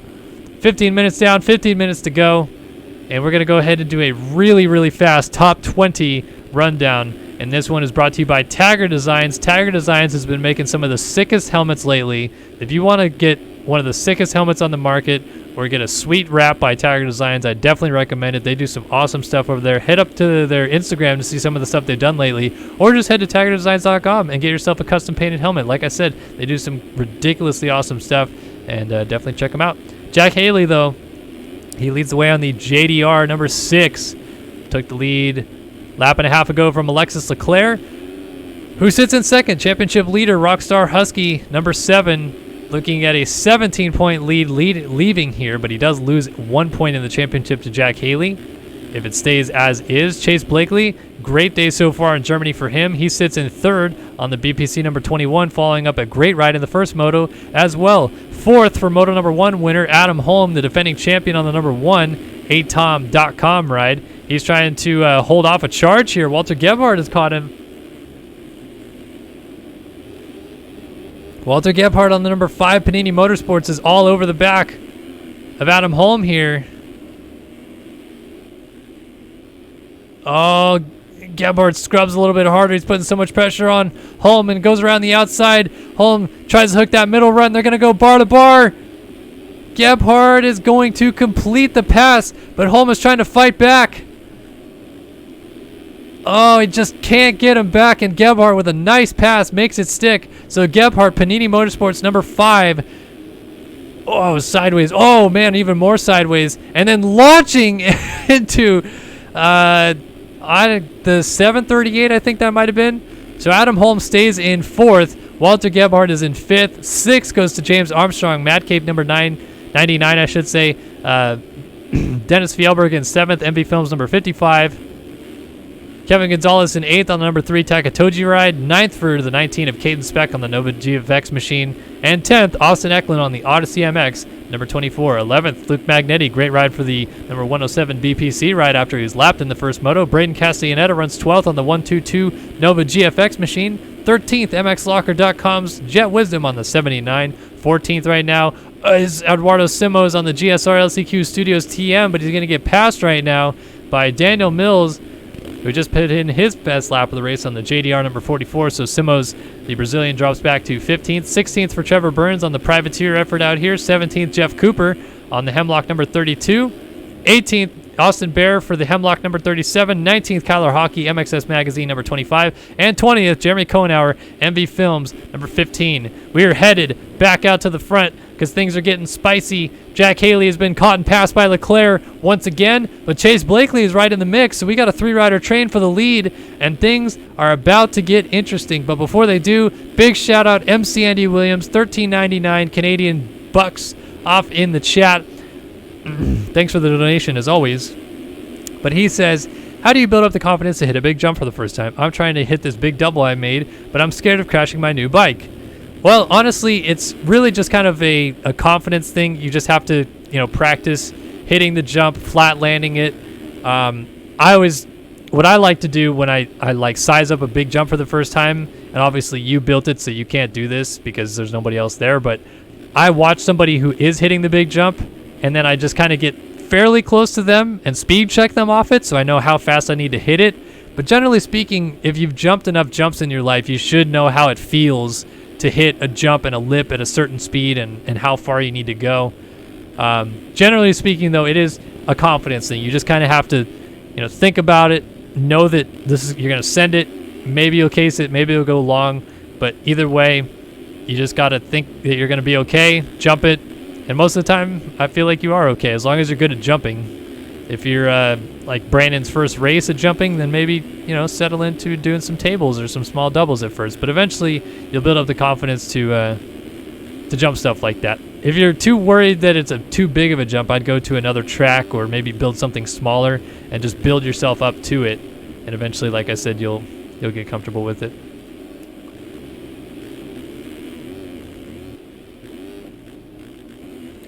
All right, so 4-second lead right now for Leclerc. 10 minutes, 2 laps left to go in this race. Jack Haley would quite like to have something happen to the race leader. Let's see what Leclerc's lap times are going to be, though, as that lead gap is coming down. 43.3. Haley behind runs a 43.3 as well. They are absolutely matching each other, mano-y-mano. And at least for Leclerc's sake, he's fortunate that there's not a lot of lap traffic to deal with right now. Doesn't mean there won't be.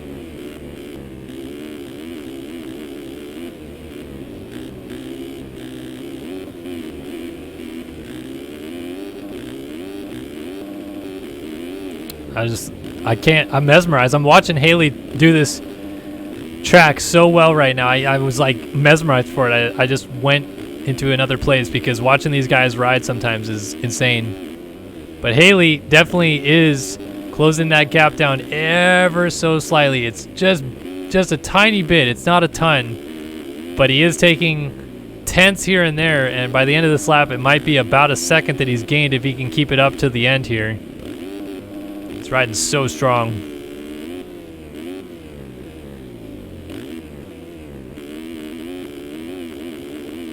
So let's see lap times. Gonna check in right here and see what they are. Haley dropping into the canyon. 43.5 to a 44.3. Like I said, just about a second gain there. And Haley looks like he has got the bit between his teeth here. He wants a piece of Alexis Leclerc for the lead, and he's not too far away from getting there. Battle brewing here in Germany. Oh, Haley getting sideways. Not only is this a battle for the lead, this is going to be the battle for the overall. And who knows, if they get together, this thing could get really interesting with Blakely only 8 seconds down, Adam Holm a further 10 seconds back of that, hoping, praying just anything happens between these two that allows Holm to get back up there and maybe put his name in the hat for potentially winning this overall, as he won the first moto, and it was Leclerc finishing second, Haley finishing third. If Haley passes Leclerc, it doesn't matter what Leclerc does. Haley wins the overall, 3-1. Pretty much beats just about anything other than a 1-2 most days of the week.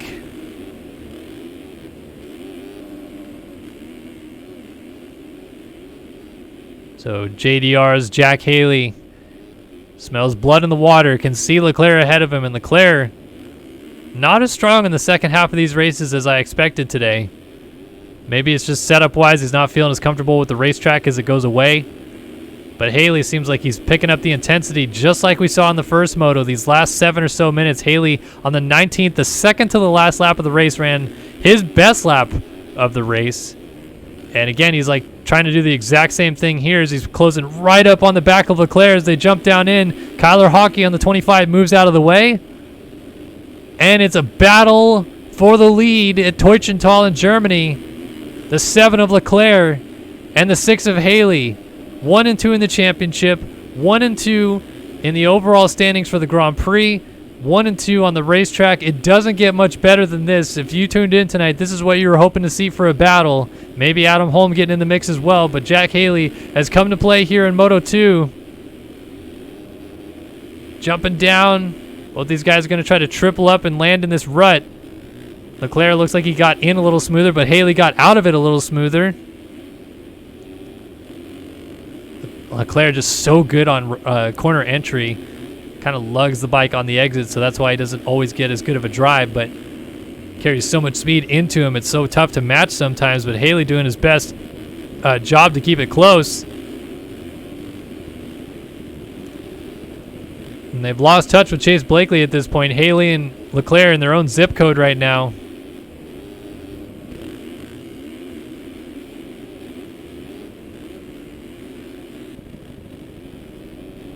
Oh, a little sideways there for Haley.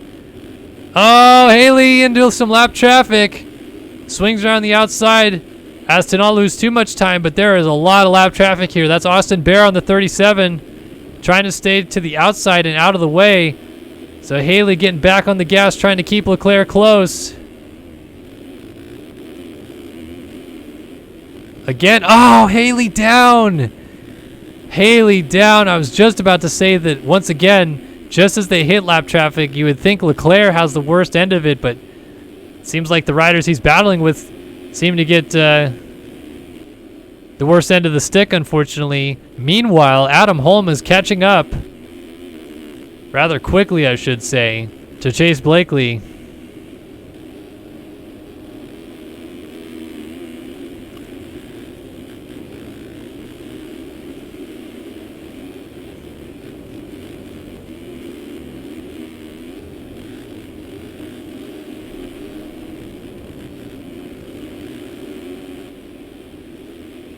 Blakely under attack here from the defending champion, Adam Holm. They are 20 seconds off of race leader Alexis Leclerc, so this is purely some points gained for Holm when all is said and done.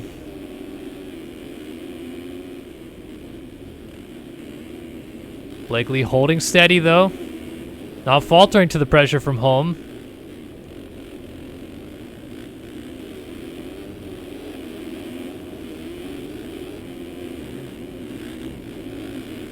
They're just weaving through lap traffic like it's nobody's business. I mean, Kyler Hockett, we saw a couple laps ago. He's 17th right now. Holm swings outside. He's trying to take this alternate line, but it just doesn't quite work.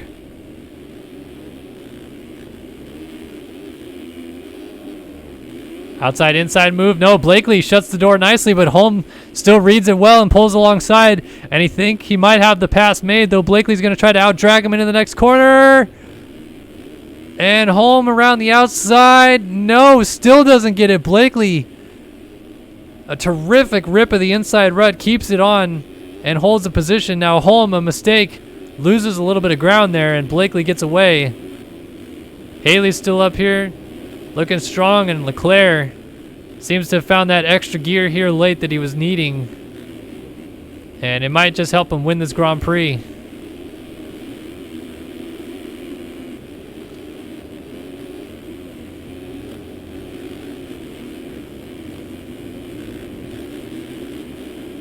Walter Gebhardt still back here in 5th.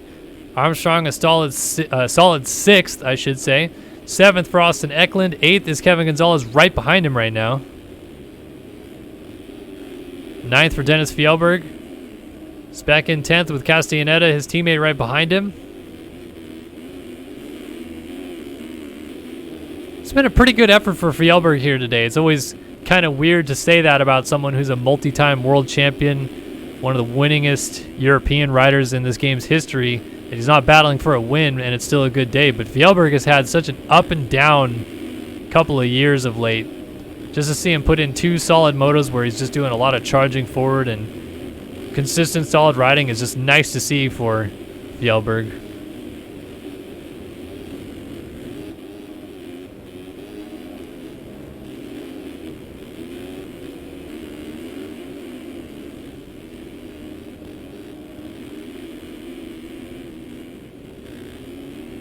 This is close battling right here. Fjellberg trying to put the pressure on Kevin Gonzalez. They're just so deep in lap traffic right now.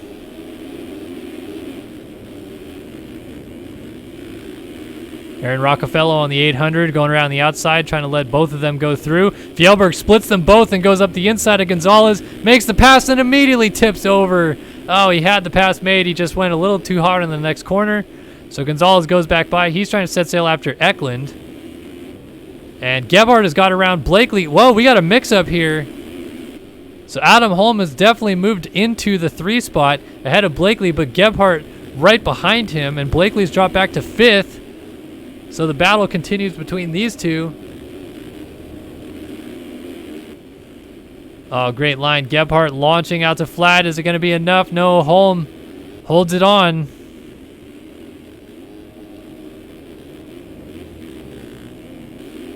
Oh, Gebhardt can't quite get the rut to stick through there. So Holm keeps the position. All the while, Leclerc stretches out to a 15-second lead. His time is just about to expire.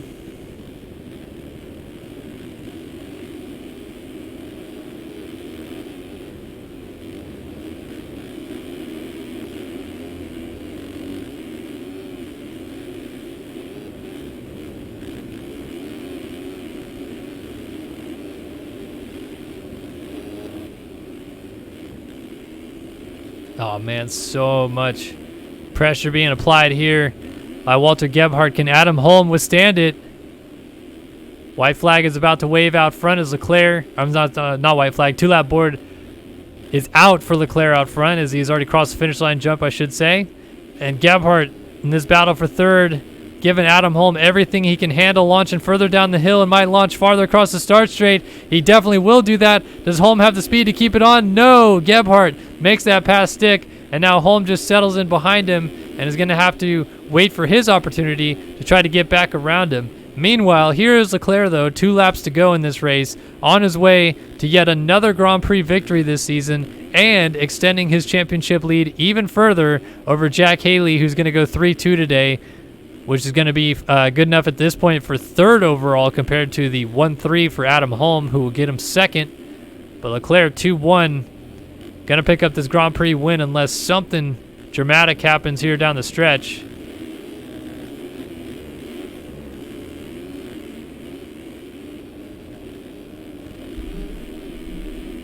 Gebhardt trying to work around Simos, who's a lap down.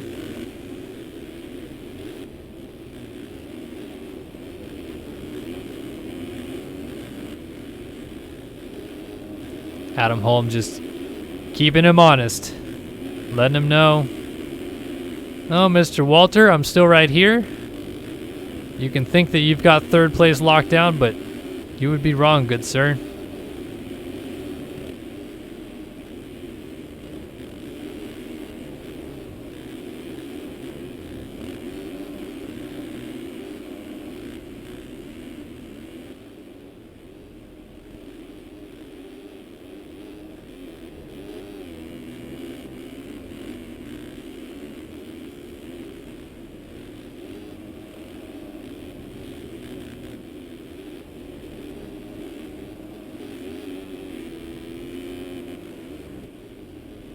So the white flag has been waved. Leclerc is 8.9 seconds out in front, but he did have a little bit of problem at the end of that lap. He did a 47.4, and the time is coming down ever so slightly.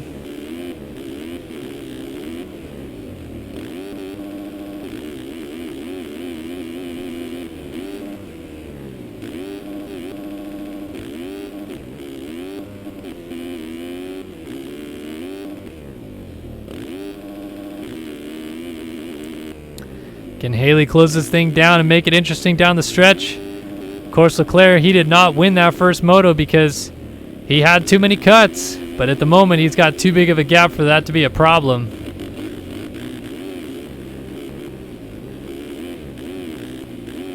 .5-second lead with half a lap to go. Less than half a lap, really. And Leclerc. Whoa! Whoa! Leclerc lagging heavily. Heavy lag, Alexis Leclerc. This doesn't seem to be affecting him, per se. He is just very clearly lagging really badly right now, but he comes back into frame for us here. Wow, that was peculiar to say the least for Alexis Leclerc. Jumps back across the start line, though. 2 corners to go. Haley definitely got this thing as close as he possibly could, but I don't think it's going to be enough as it's the final corner here. And it's going to be a Moto2 win and the German Grand Prix victory extending his championship lead.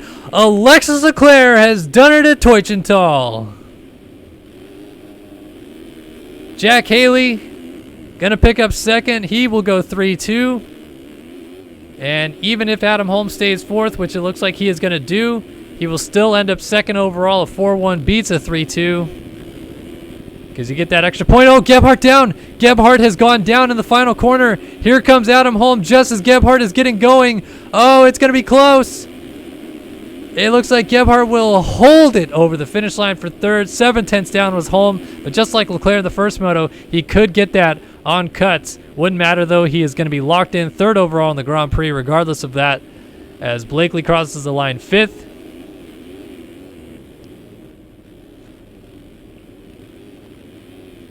James Armstrong looks like he's got 6th pretty well locked up. 7th for Eklund. 8th is Braden Castellaneta. 9th for Kevin Gonzalez. Caden Speck in 10th just went down. Daniel Mills going to take full advantage of that to go up into 10th himself. Dennis Fjellberg looking to get there as well, but Speck is going to get back on the track before Dennis does. So Fjellberg going to try to keep it close. Oh, look at how far he just launched onto the start straight. Oh, this could get interesting. Dennis Fjellberg on the number 55. Caden Speck makes a mistake. Fjellberg gets into him. And Fjellberg, of course, is the one to go off the bike. Speck causes the crash, and he stays on 2 wheels, whereas Fjellberg falls. Trevor Burns is down in transition, so Luke Magnetti's going to pick up a spot here. And Trevor Burns gets going behind him. He will end up 14th. As Magnetti comes through and gets a great performance completed here with a 13th. 15th was Jeff Cooper, 16th Kyler Hockey, 17th Simmos, 18th Wisdom, 19th Bear, and 20th Ian Holm as we wait for the last runners to come down and cross the finish line. One rider still sitting in the last turn. And he has been booted. So it looks like Eklund drops to 20th as Ian Holm picks up a spot on cuts for 19th. Then it was Wisdom, Simmos, Hockey, Cooper, Burns, Magnetti. Fjellberg jumps past Speck on cuts for 11th. Mills gets 10th. 9th, Gonzalez. 8th, Castellaneta. 7th, Eklund. 6th, Armstrong. 5th was Blakely.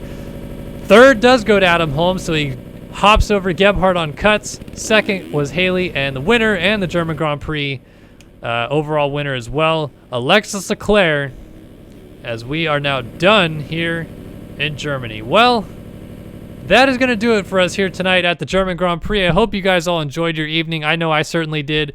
Really, really appreciate it that everybody stopped by. We had a great turnout tonight. And, of course, big donations all around. Big thanks to MC Andy Williams, Alex Efforts, and, of course, Austin Bear for the $50 donation and all the other donations that were given. You guys are awesome. The best as always. Big shout-out Ride365 and Tagger Designs, MXS Lobby, Race Tech, Moto Option, everybody that helps put on these series. You guys are really awesome. Of course, RaceFactorGaming.com for always having a great series. And we'll see you guys tomorrow night for the rebroadcast of High Point. Definitely going to do it tomorrow night. Hopefully you guys are there. Round 2 of the National Championship coming tomorrow night. Same time, same place. Going to be live here on SYS TV. And we hope to see you guys then. But for all of us here at Start Your Systems, we'll see you guys. And we'll see you guys tomorrow night, I guess. So long for now.